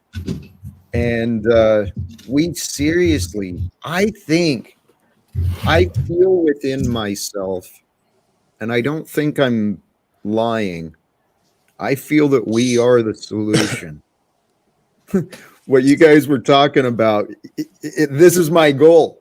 My goal is to inspire a movement that will carry these ideas around the world, that this is our lifetime right now, right here, for us to change the directions from the past. So I on just that, fell Jack, on Jesse's shoulders. What do we want? Change. When do we Jack, want it? No. Yesterday. So I knowing that mean, the like masses those are good intentions. Go ahead. I'm sorry, Dominic. I was going to thank you. All right, wait. I got it. I'm sorry. I'm gonna be a little. It scares me, Jack. You said, girl. You said I. I'm as opposed to we. Careful with that shit, bro. Thank you, Joe. All right. If Jack, I may. Go ahead, Jack. Well, I wanted to repeat because I don't know if you were here earlier. I think Sarah was, but now that I got Jesse, Flo, and Joe for sure, and Scott, thank you. Thank you for your patience and your understanding that you have shared with me. I know I have returned frustration and even some bitterness on occasion for the fellowship and time you've offered. I don't mean to do that. And thank you. Okay. Can't speak for everybody else. Me and you are good. Yeah, we good, man. Dominic. So knowing that we're going to pose the idea that there's a solution, are people willing to admit that they're also the problem? You got to admit there's a problem first. Nice.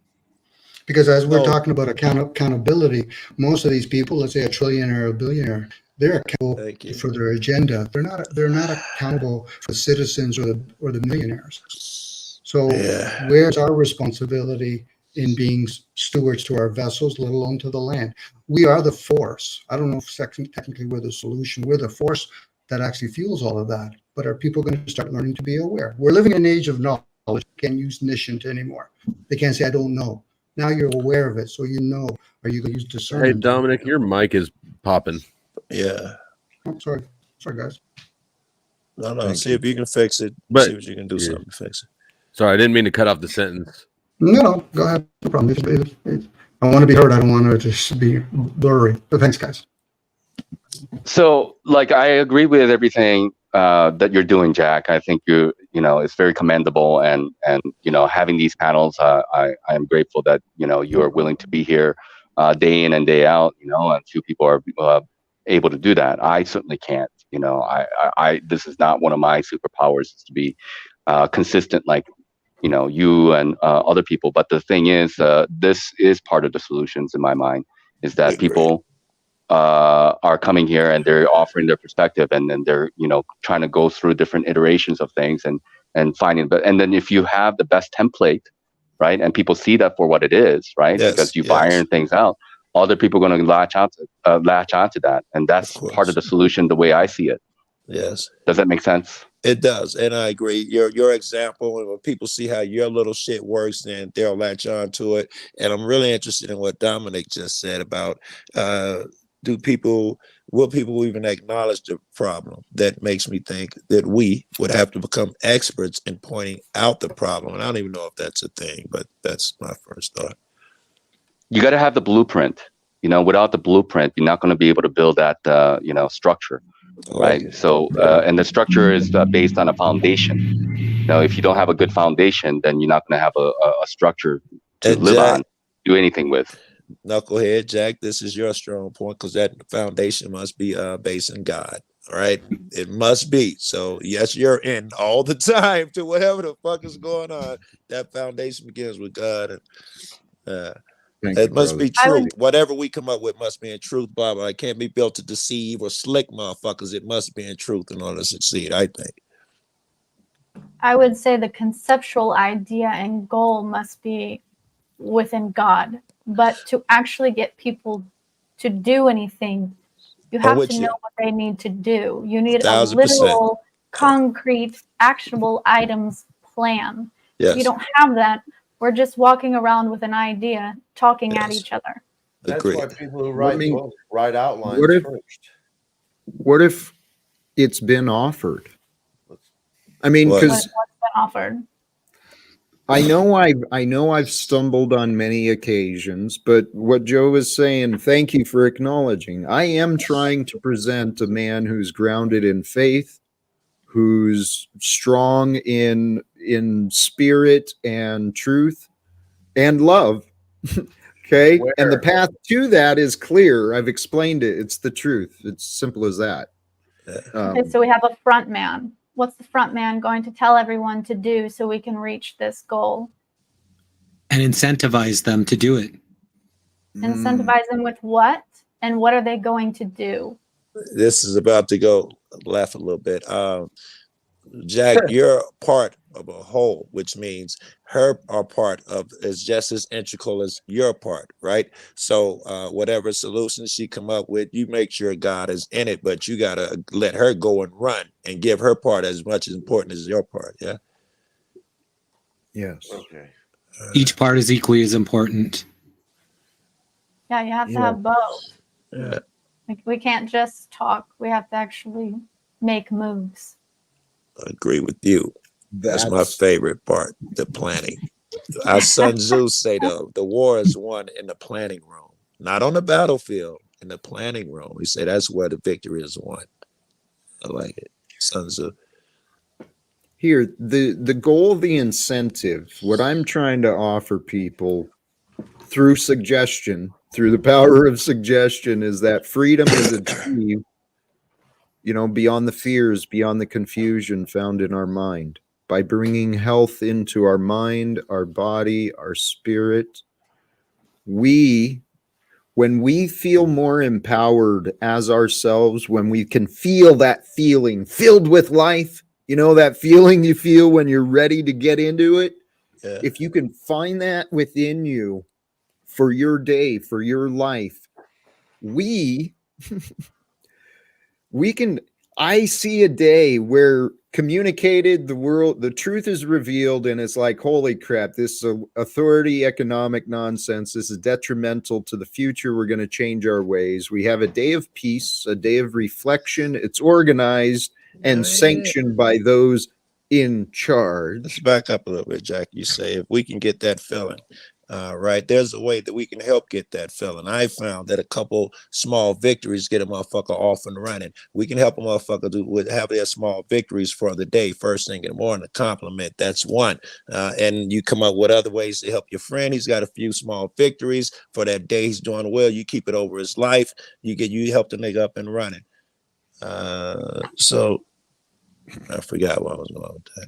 I love that, Joe. Get up in the day and help a brother out, help a sister out. Yes, Because their day improves, that makes your whole world better. yes, you don't and have that's to do how it's nothing. done. If the person if they're feeling unconfident or something like that, that's the way it happens. They get a few small victories, win a few small battles, and suddenly they feel rejuvenated again. I can accomplish things. I can accomplish something. We can help them achieve some small victories to get their feet moving. So God is needed for the motivational factor of things. It's Okay. like here's what I'm getting at is that like you have a movement and you say we want change, but like that change is not to make somebody replace one tyrant for another. It's not to make some people rich and other people poor. You got to upset the whole system, and that ideology has to be based on God. That notion. Of course, there's a lot of things to be talked about what's God and and all this kind of stuff. But like the base motivating factor has to be there so that everybody's on the same page as to why they're doing what they're doing at all. Yes. Okay. Founding And then fathers, the founding fathers left us with some incredible documents, and I mean, the Articles of Confederation. You look at the Federalist Papers that literally goes over all of them. Bill of Rights, the Constitution as its 1791 version sits. There's just things that not give us rights, protect our rights, and its foundation is Christianity. So if we could move back towards the Constitution as it was in a society, I think we'd all be better off. How'd that work out for everybody so far, though? But wait. How'd that I think work out? Scott, I think Scott is saying that the founding fathers tried to put God into their endeavors. They tried it, and he'd be right saying that. 62% of the Bible or the Constitution's right out of the Bible, specifically Deuteronomy, either directly out of it or out of writings about it. So I think that it's definitely founded on the Bible and founded on, fundamentally Christianity. Without narrowing the field to any one definition, I think we can agree on virtues, right? Each of us we have the capacity for the same virtues, to be honorable, to be courageous, to be honest. Yes. And if I can get loving out of there, I can't push a motherfucker. But if I could get love on that list, I'd be thrilled. You can't ask, for that shit though. But if I can get an honest, trustworthy motherfucker, I can work alongside him. And if he's got love on that list, he's found God. I think to be honest, you have to be compassionate. Sorry, go ahead. No, but I think we have to come to some admittance to ourselves. Like, are we or are we not in a war? And I believe that a war has been waged against the people. Okay, whether they're aware of that or not. So, spiritual war, mental war, physical war. There's a war on every single front, on every front, on every single person, whether they want to admit it or not. Your medical health, everything. Is it necessary for the people we're trying to help to believe that? That don't have to be part of our message, right? They didn't got to be. Well, can you make them believe that? Can you make them believe that? I don't even think I wouldn't consider it. I wouldn't even try to consider making it a war. I just try to give them a better option. Okay, so the people who understand the people who understand that they're in a war in all fronts, spiritual warfare, physical, mental, emotional, and all that. Okay, so then this is where the art of war with Sun Tzu starts to come in, right? I mean, like if you and Machiavellianism as well. Like these are all different strategical lines that you have to consider. So this is part of the. We have 50% of Please. our population. Excuse me, let me just say this. No, he's suffering from Stockholm. You are interrupting me several times, Scott. I understand, but figure out the Stockholm syndrome where these people are feeling good about all these people slaving them up. Yeah, I agree with you. So what's your point? We all know about Stockholm syndrome. He was an actual point. What are you trying to say to me, Scott? I want to understand. How can you bring around a solution? How can you tell people or even leave them behind with some of this information you're saying when they already believe 100% that the other way is the truth, the light, the way? You're up against a flat wall. Even Flo stays down here saying you can't change the world. Please. I have not been paying a lot of attention, but however you included me in the conversation, I probably disagree with it. And I don't know what Nachi was saying. You cut him off. I don't know where he was going yet. So I don't think you've been really listening to me, Scott. And then I'm going to have to. I'm going to have to make it. No, it's okay. Like just to make it clear, I don't believe that everybody's going to be on the same page. I think we can agree with that, and I think.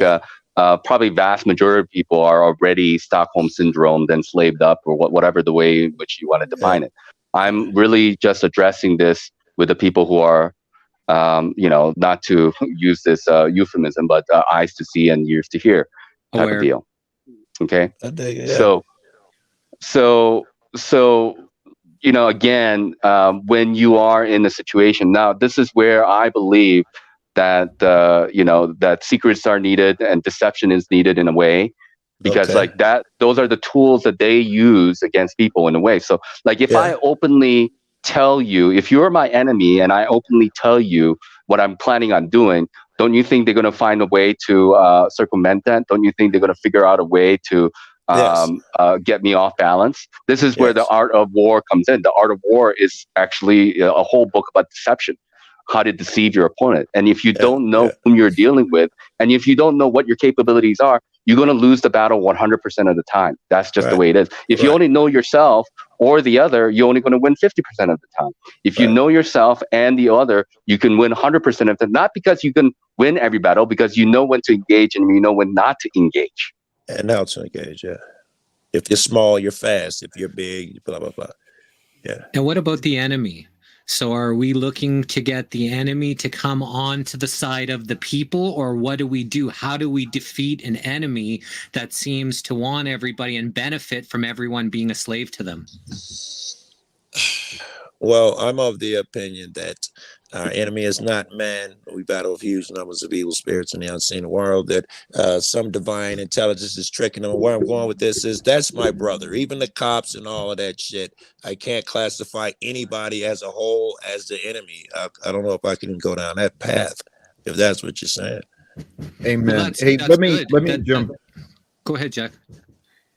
I have quite a different view on what Nachiketa just said. Regarding, he's partially right in that the secrets and espionage conspiracies have been used against the masses, and it is a tactic used for war.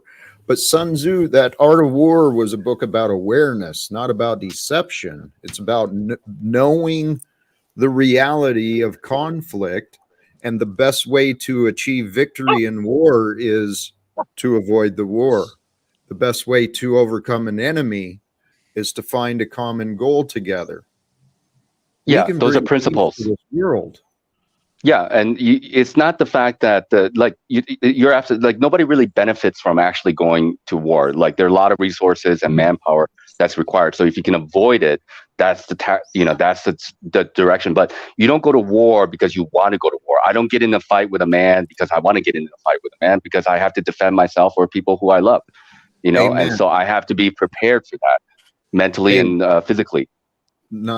Yes, there are casualties of war, and right now I've heard rumors of the white hats and the dark hats, the deep state. There's these wars that are supposedly, allegedly happening behind the scenes.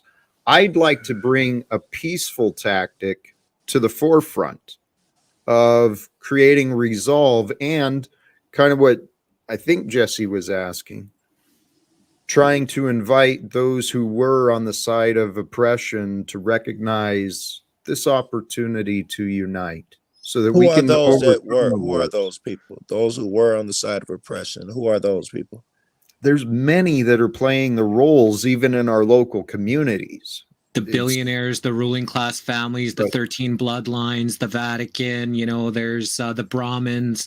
There's a bunch of people. They're on the side of I thought he was saying that people who are being oppressed. No. He's talking about the people who are oppressing. To bring them onto the side. So if the enemy is actually the spirits, the unseen spirits, these evil negative entities, then each one that's been playing a part, even though they've been on the side of the oppressors, even though they're on that side, it's a matter of convincing them the benefits of coming for the people, of creating harmony in this place, how they'll benefit, because right now they're benefiting off that oppression.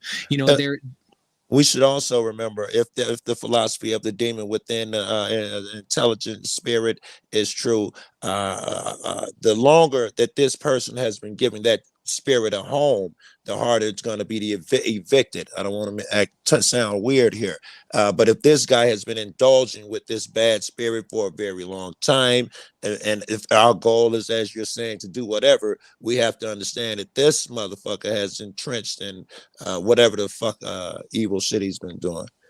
Vast majority of them are unsalvageable, and you can take that for what it is, and I'm not going to say it's impossible that they're going to get out of it, but like very nearly so.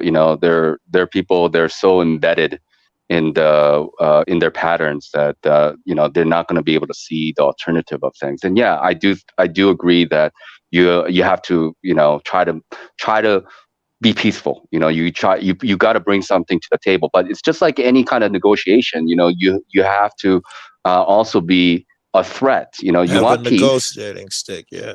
Yeah, you want peace, and that's what you are offering on the table. But if they don't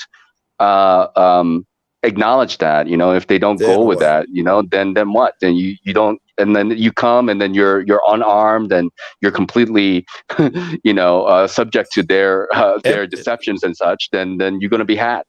We You know, outnumber them 1,000,000 to 1, 5,000,000 to 1. We've already are a threat to them and their way of life, right? So there is already that perceived threat. It's just because of this religion and God that people don't want to go and kill them all and become them to replace them. I think there is a way to peaceably resist, and you know, and that's not the same as a rebellion, you know. And I think that's where, yeah, I think the key to the problem that I see, which, you know, the goal of being, you know, trying to achieve harmony is realizing that it's all energetic. So there's going to be, you know, you got a positive and a negative, and balancing those two out would bring you harmony. And I think that's where we've lost that harmony, is that the negative has taken over because the positive has.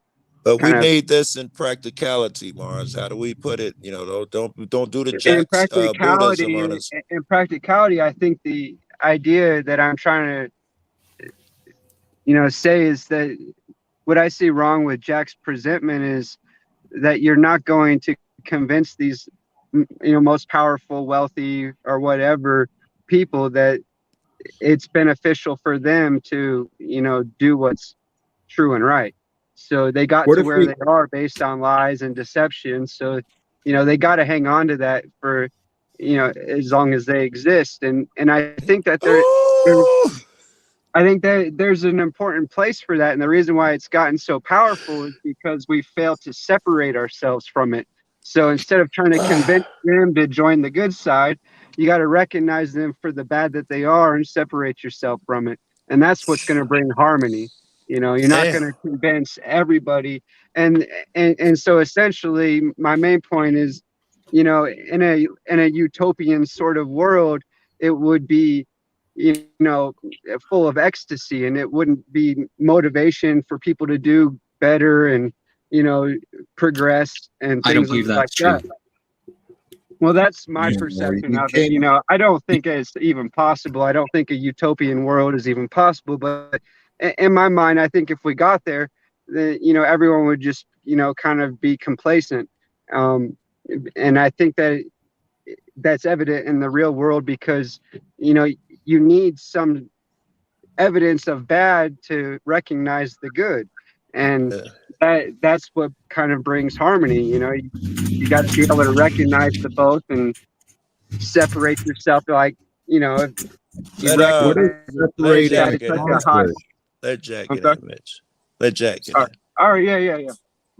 I'm shaking my head with you, Mitch, because there is no separation except that which we imagine. And imagined separations are what has created the justification for wars and depression. In energy, I like it you so don't far. see Let 'em go separation. You don't see like positive and negative. You know, you don't They see are one and the separation. same. And I agree as a whole. If you're looking at them in a whole, you know, that's what I would say, that yeah, God is all things, good and bad. It's the positive and the negative, and also the harmonic balance, if you will.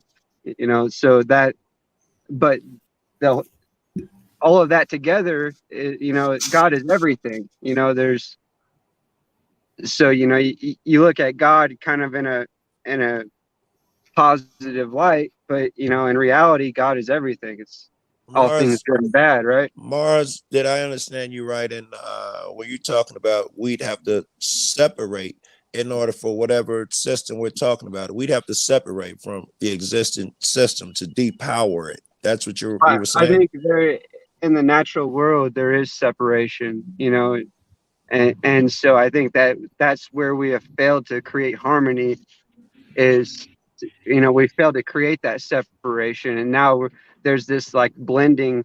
We're all in this together. We can all, achieve world peace. But in my mind, I don't think that's possible because there are some people that thrive on war and whatever. And I think the solution to that would be to separate yourself from that. And theoretically, in my mind, evil would just destroy itself, but you would be evil to want to destroy evil. You know what I mean? I do.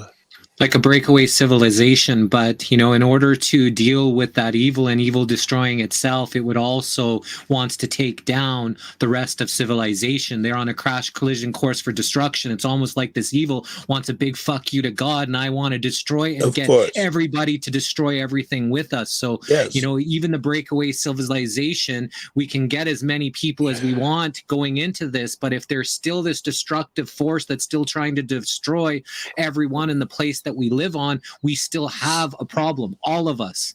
Yeah, you can't run away from it. You can try to be as kind of a quote unquote peaceful and Switzerland, I'm going to be neutral. That's that's in my opinion. Switzerland was never neutral, and that's not what I'm saying. I'm not saying be neutral. I agree with you. I'm saying how we achieve neutrality or harmony. And neutrality in an energetic world, a balance between the positive and the negative is it's a spiritual. That's a spiritual thing. What you're talking about overnight. I think it'll take a transition, obviously, and I don't think it's going to be a perfect situation. It's not going to be a utopian sort of world, but in my mind, I think that utopia is another person's dystopia. I think that what I'm trying to say is that is more of the goal. In my mind, for me, is to work on separating myself from the evil and recognizing bad for what it is. And so that way the evil has less opportunity to come into my life and harm me. And Mars, you have to recognize. How does that translate when I'm talking to another motherfucker and I'm trying to free his mind from being a slave or whatever? How does this conversation translate? I go and tell him you have to have better vibrations to separate from evil. Like we would create our own communities that would support people like the elderly and the needy and the children and stuff like that, because and that way we would create our own system that would get them off of the welfare system that's creating all of this like justification for funding and shit like that. I don't think we have to create it. We are it. We're just not doing that's it. What I'm saying. We are it, but it's not there. It's not effective. We don't have that system in place. So we have to like utilize our resources to be able to effectively take care of those in need, to give them a reason. That's what I'm saying. Like you can I agree with you. You can tell everyone all day long that we have the solutions, but until we are the solution, people won't really join us. Yeah. No, and I agree with you. I mean, I think that's a viable option, but again, like we talk about these communities and stuff, but getting people on board and yes, let's pool our resources. I'm 100% with you. As long as I know whom I'm dealing with, and I know that this person or that these individuals are somebody whom I can trust, and they're more or less on the same page. More or less. Yeah, trust is important. I was going to say that's not really a thing. Maybe I'm too pessimistic. I was about to say I expect every motherfucker to let you down. I expect everybody to let you down at some point. I just put motherfuckers on different scales. Do you? I think your best friend and your everybody's going to let you down. Yeah, I do think that. Yeah. Okay. Well, you don't let you down. I guess there's. I don't want to be with you, Joe. That's for sure. I can tell you that much. I don't know about the pooling of resources necessarily, ideally, but I think the idea of working together to, as a communal situation to help the people in need, it's not like where you got to give up everything. A percentage of I like. Yeah. Well, I think you have to be careful about being altruistic. You do it for yourself and others, not just for others. I mean, it's a benefit to yourself as well. So that's to admit that and to say that is is more honest and realistic, in my opinion. But to say, oh, we're going to do it for everybody else, and this is where I think people kind of get off a little bit, is that we're being altruistic. We want to present ourselves as being altruistic, but we have selfish needs. We have our own desires and wants, and I have selfish needs and desires for myself, for the community as well. But that's in my opinion an important part of the process of just coming to that admittance that to be absolutely altruistic is not the way to go, in my opinion. Yeah. Well, I don't that's think absolute altruism dopamine, actually serotonin rush. Yeah, Say I again, think that's Mark. I was just saying, I don't think altruism actually exists. I think that's a false construct. Jack, what do you Agreed. think? I've said that for a long time, though. I think Nachi I'll just said stand that, by yeah. it. Hey, we got And, the prayer hands, guys. The prayer hands are here. Thank you. Yeah.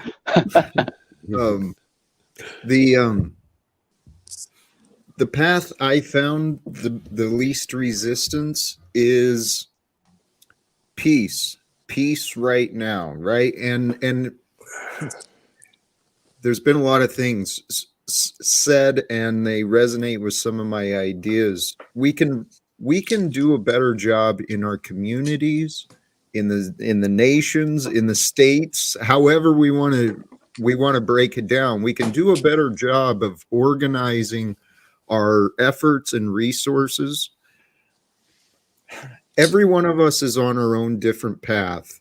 And I know there's people in my community, I look up to them like heroes. I mean, they're out there busting their asses trying to care for others and trying to help others navigate bureaucracy. And there's a lot of opportunities for us to change. And it's really easy to let our uncertainties, because we may not have all the answers. It's really easy to talk ourselves out of taking steps it's only really Scott's easy. done that today. Everybody else has been optimistic, saying it's difficult. Scott's the only motherfucker saying it's impossible. Everybody else has just said it's tough. We all have our own doubts, and we all have our own different beliefs, but it's also really easy to presume that we know what someone else may say or do. And even though they got patterns of it, it's really easy to write people off. But yes, of course. I think we don't have to have all the answers. We've just got to have enough of the information. I don't think we have to have all of the people on board. We've just got to have enough to get the attention. They say that every movement was started with every great revolution, blah, blah, blah, was kicked off by 3%. That's all we need to kick this shit off. 3%. Leading by example. That's what it's going to boil down to. I've been holding that shit in, Jesse. That's where this conversation is going to go at some point, 10 minutes from now, though. That's what I've been thinking the same thing. So, yesterday I was talking about this book called The Fire in the Minds of Men, and I didn't really get to finish my thoughts on that. But basically, all these revolutions have been coerced. They have been hijacked. Utilized. Yes, they've been hijacked by the elites and secret societies. Now, one of the solutions to obfuscate that or get away from that is to define terms. For example, like people fall behind this banner of like various words like freedom. We say, oh yeah, who is not for freedom? Or who is not for community? Who is not for equality? Who is not for liberty? And these are just slogans that can be utilized, just like no different from any kind of propaganda. But the thing is, people's conception of these words are varied, and that's where you need to kind of iron things out and define terms and define what they actually mean, and then you have to offer that system. So transparency is something that I would agree with, that we have to be upfront with the people whom you're working with about how things are going to actually work out if the resources are there, because whether it's money, whether it's food, whether it's wheat, there's going to be like a big pile of it, and then how people are going to get access to that, and what the process is something that people should fully understand. Without that, then you don't really have anything.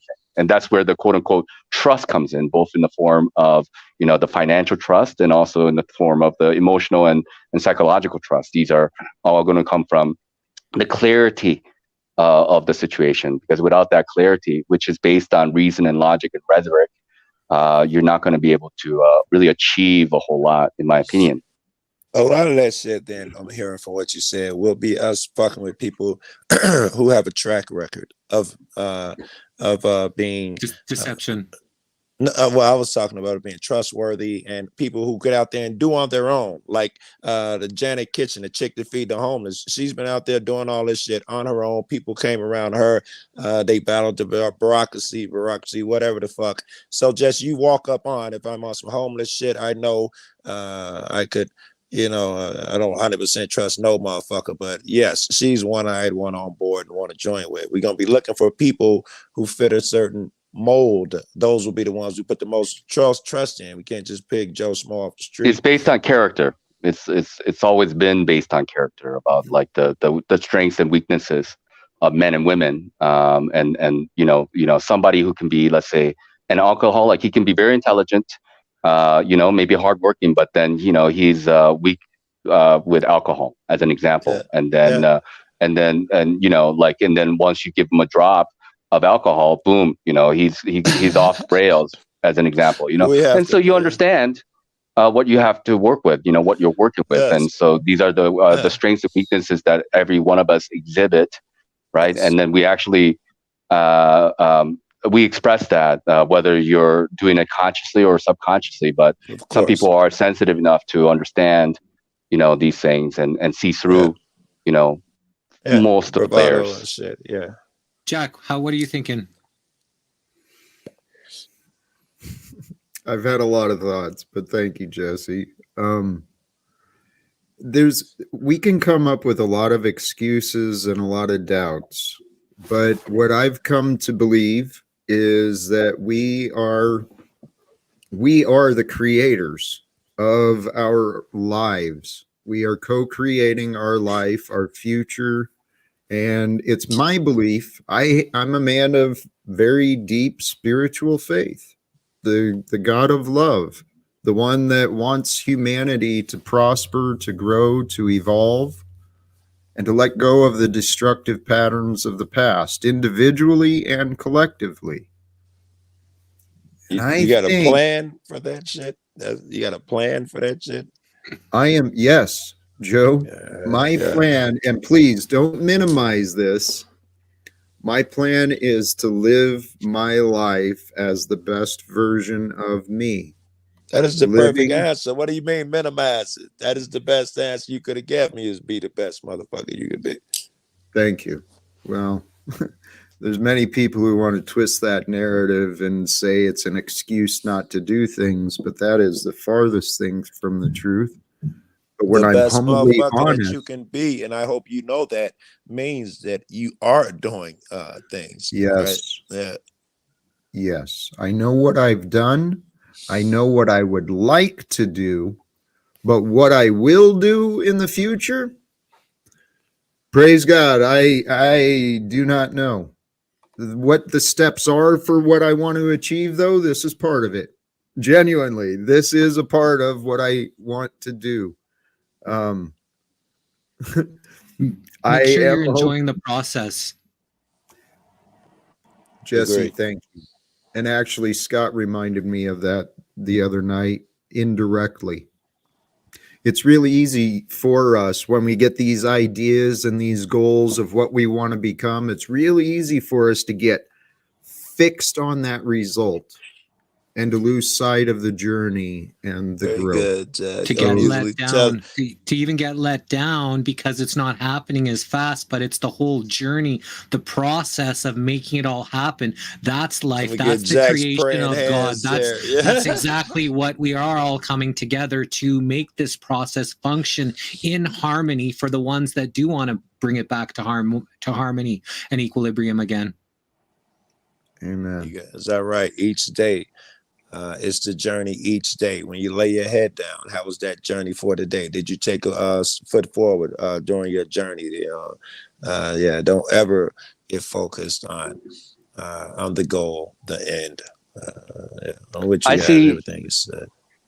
I see that, most everybody here on the panel are more or less have the similar intention of wanting to do good for themselves and for a community. Okay. They want to bring awareness to others, and also we want to learn from each other as well, because everybody's got. I'm a junkie. Yeah. Go ahead, Joe. No, I was just saying, I'm with you. I'm a junkie. I want to learn from you niggas. I'm a junkie for that shit. Yeah.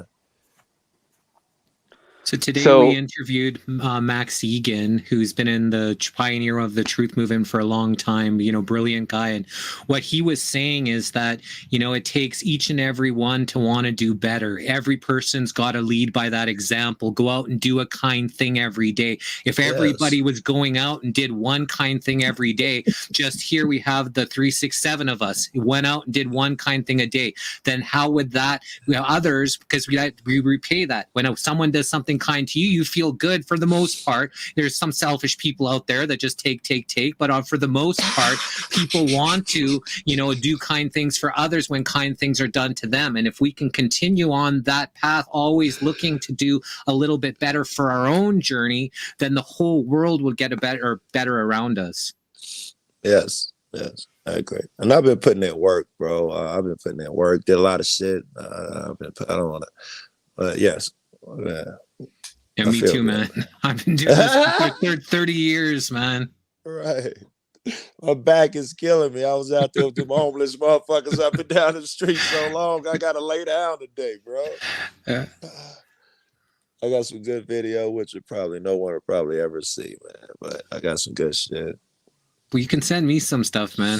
You'd love it, bro. Man, I talked to all the mayor's people with the program and all of that. Oh, man, all the homeless people and shit. It just, the people don't seem to have an interest for that shit on my channel, but I have an interest for it, and I film. So that's where I sent the invitation. You come on my channel and showcase it to all the people. This is a way that you can actually get that out to the people. Yes, and all of these different organizations that are out there helping them. And right now is very crucial time here. The new mayor. All the time I've been out here, I've been coming out here for years. You push the homeless. They go out there. It'd be still dark in the morning. They put up gates because me and my friends, before I met them, would go in there and try to resist the cops from pushing the homeless people. So because of my friends, they started putting up gates when it's still dark outside, and they go behind the gates with garbage men and they throw all their shit away. It was brutal. I'll be out there filming that shit every morning. And then I come back recently, new mayor, new sheriff, new top cop, and the new mayor says no one will be pushed anymore.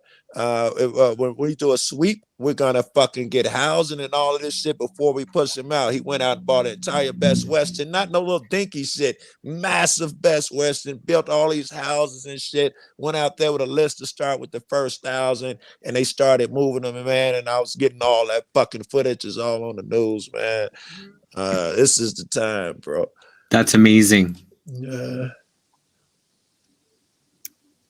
I love those stories. I mean, and that's what gives, if I understood that right, I kind of drifted to the chat for a moment, but there's some great things that are emerging. There's some wonderful innovations. There's communities that are finding things that are helpful, that are working. And I know actually my community has been talking a lot about that. They're looking at how other cities are dealing with the homeless and what are some of the best practices that are being found. This has its critique. The homes that they give them, it's not permanent. They don't get them forever. They get them for 60 days and they get a 30-day extension if they want it, 90 days total, and they get all the fucking mental health or drug shit, or whatever the fuck they need during that time. So it's not permanent, but it looks like a huge step in the right direction. Some of them people were, crying and shit when they got in there. It's been so long. Ain't had hot showers and all that shit, even a toilet or something. And for those that want to help themselves, it gives them the opportunity, all the tools, all Very the good. resources for the ones, because you can't really Yes. help the ones that don't want that help, that choose to not be a part. It's Yes. hard to just Very give them good. what they want, and if they don't want it, you can't force them Yes. to get help. Yes, I agree. Yes. Yeah. Well, most people, it was only 3 people I heard. I only saw one, but I heard 3 people out of all the people they talked to did not want their services. Most people were down. They were ready. Thank you, sir. What's up, Dick? Sorry, I don't mean to focus on the chat, but why is you tell me saying freedom blocked me? I didn't block anybody. I don't know. I saw that too. Hmm. Hey, by the way, for those who are interested, Flow State's let's see, it might be started. Yeah, Oh, is Flow he doing a State. stream? Yeah, Flow State started a stream as well. So for Cool. those looking for a different conversation, I'll be over there. You'll be wrapping up at some point. It looked like every time I jump in, Jack be like, I was just about to wrap it up. So it's perfect for me, Jack.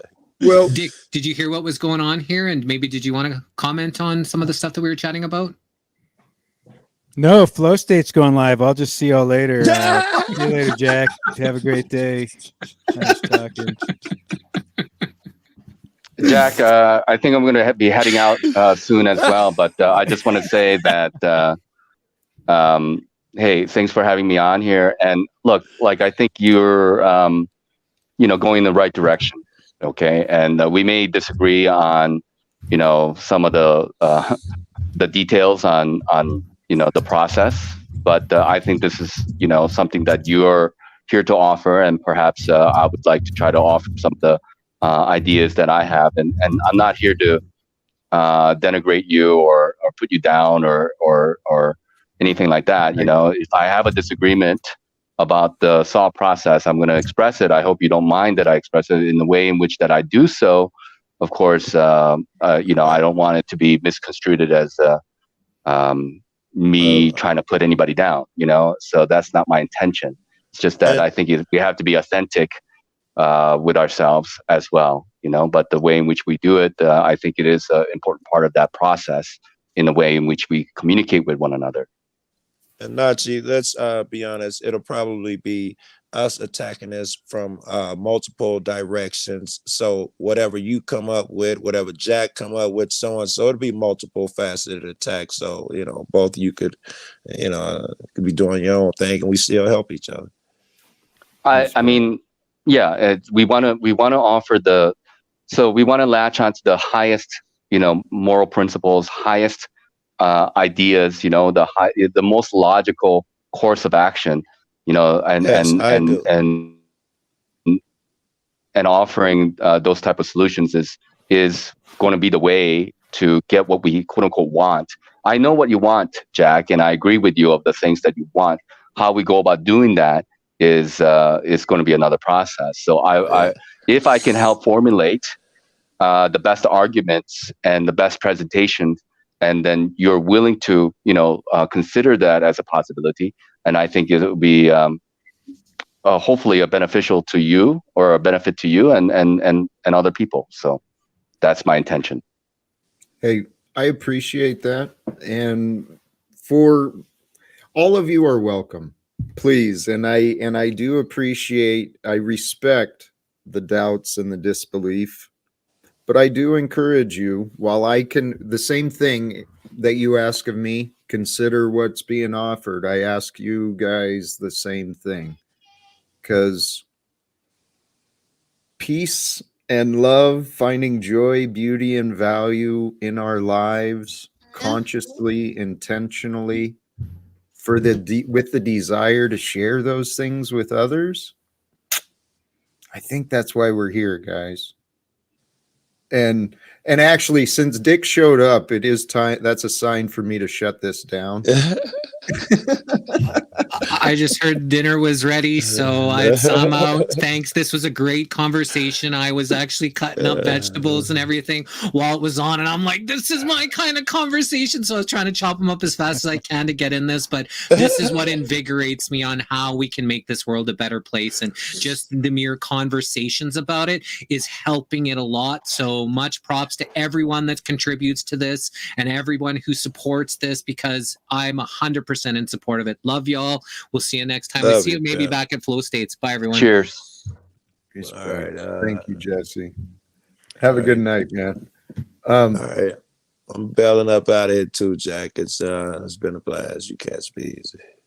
Respect. Good to see you, Joe. I will. Dick? It was good to see Notch up here. That's part of why I came up, because I haven't heard him as much. So I like his perspective, and I just wanted to encourage him. It's good to see him. And good to see you as well, Dick. And hopefully we can get into more conversations in the future. I've been very reclusive lately, but I've been inspired to want to. I heard you saying that. I can't remember if that was on this stream or another stream. I've been out working, listening while I do my work. Okay, yeah. Yeah, that's I get that, man. I go into the recluse thing at times as well. You just got muted. Yeah, my audio. Can you hear me now? Yes. Yes. You're muted again. It's not me. That is so weird. On my end, it's like my internet's shutting off, or I don't know what's going on. Anyway, I'll let y'all go. Have a great evening, and I think there's a way, Jack. I think it's with voluntarism. I keep saying that, but the more you have the human experiment, and you can have a diversity of different organizations of government, if you will, or just how we work together happening, then we can get to the fullest expression or the best versions of it. So I just think we need more diversity. But I'll leave it at that. Have a great evening, folks. Thank you, Dick. Maybe I'll see you over at Flo's. We'll see you later. Later, Jack. Take care. Hey, blessings. Thank you as well for joining, Nachiketa. I truly. I'll address it in the future. Brothers and sisters, thank you sincerely for those who joined the panel today. The contribution numbers growing. Thank you for the contribution. It took a little roundabout way, but Mitch finally did get up. There was these others. We're up against demonic energy. Are the forces representing the demonic energy going to respond to some hippie appeal for peace, brothers and sisters? I think not. Your doubts are reasonable, certainly. That's understandable. But hippy-dippy appeals for peace, that's not really what I'm about. I'm actually a man who's very serious about what is true. And I'm very serious about my care and my love for humanity, for all people, all beings, and all of nature. I'm very serious about what I think is possible and about my faith in the divine, my faith in the truth. And I've been listening for a while, but I still don't follow what the goal or objective is with this discussion. Is it to feel like y'all are doing something to change the entrenched power system? Yes and no. Obviously, just sitting around talking about things is in the greater scope of physical form. It's not doing anything. But what I do know is we are having conversations with some deeper philosophical meanings. I know that the conversations we're having, even though there's some disagreements, and sometimes we get off into the topics of personalities and such. But the fact that I am being allowed to participate with some of these conversations that I'm hosting, the fact that God has allowed people like those who are joining to join me, and so that we can have some conversations about finding joy, beauty, value in your life, combine that with the greater visions of a better future for all of humanity. More peace, more abundance, more prosperity, more innovation, more diversity, more celebration, more praise, more faith, more love, all of these things. Hey, brothers and sisters, please help this grow. Share your interpretations of love, loving without fear, of living without fear, and some of the ideas today. See if you can do that tomorrow. Put it on your to-do list as you get going in the day and see where your first opportunity is, where you can share some kindness, some spontaneous joy in the life of another. See what you can do. Because as we share the joy, share the beauty, share the value, share the love in this world, it's going to spread. And nothing can overcome. Nothing overcomes fear like love. And nothing is better than love. Thank you again, brothers and sisters. Till next time, choose love, peace for everyone, and live without fear. God bless us all.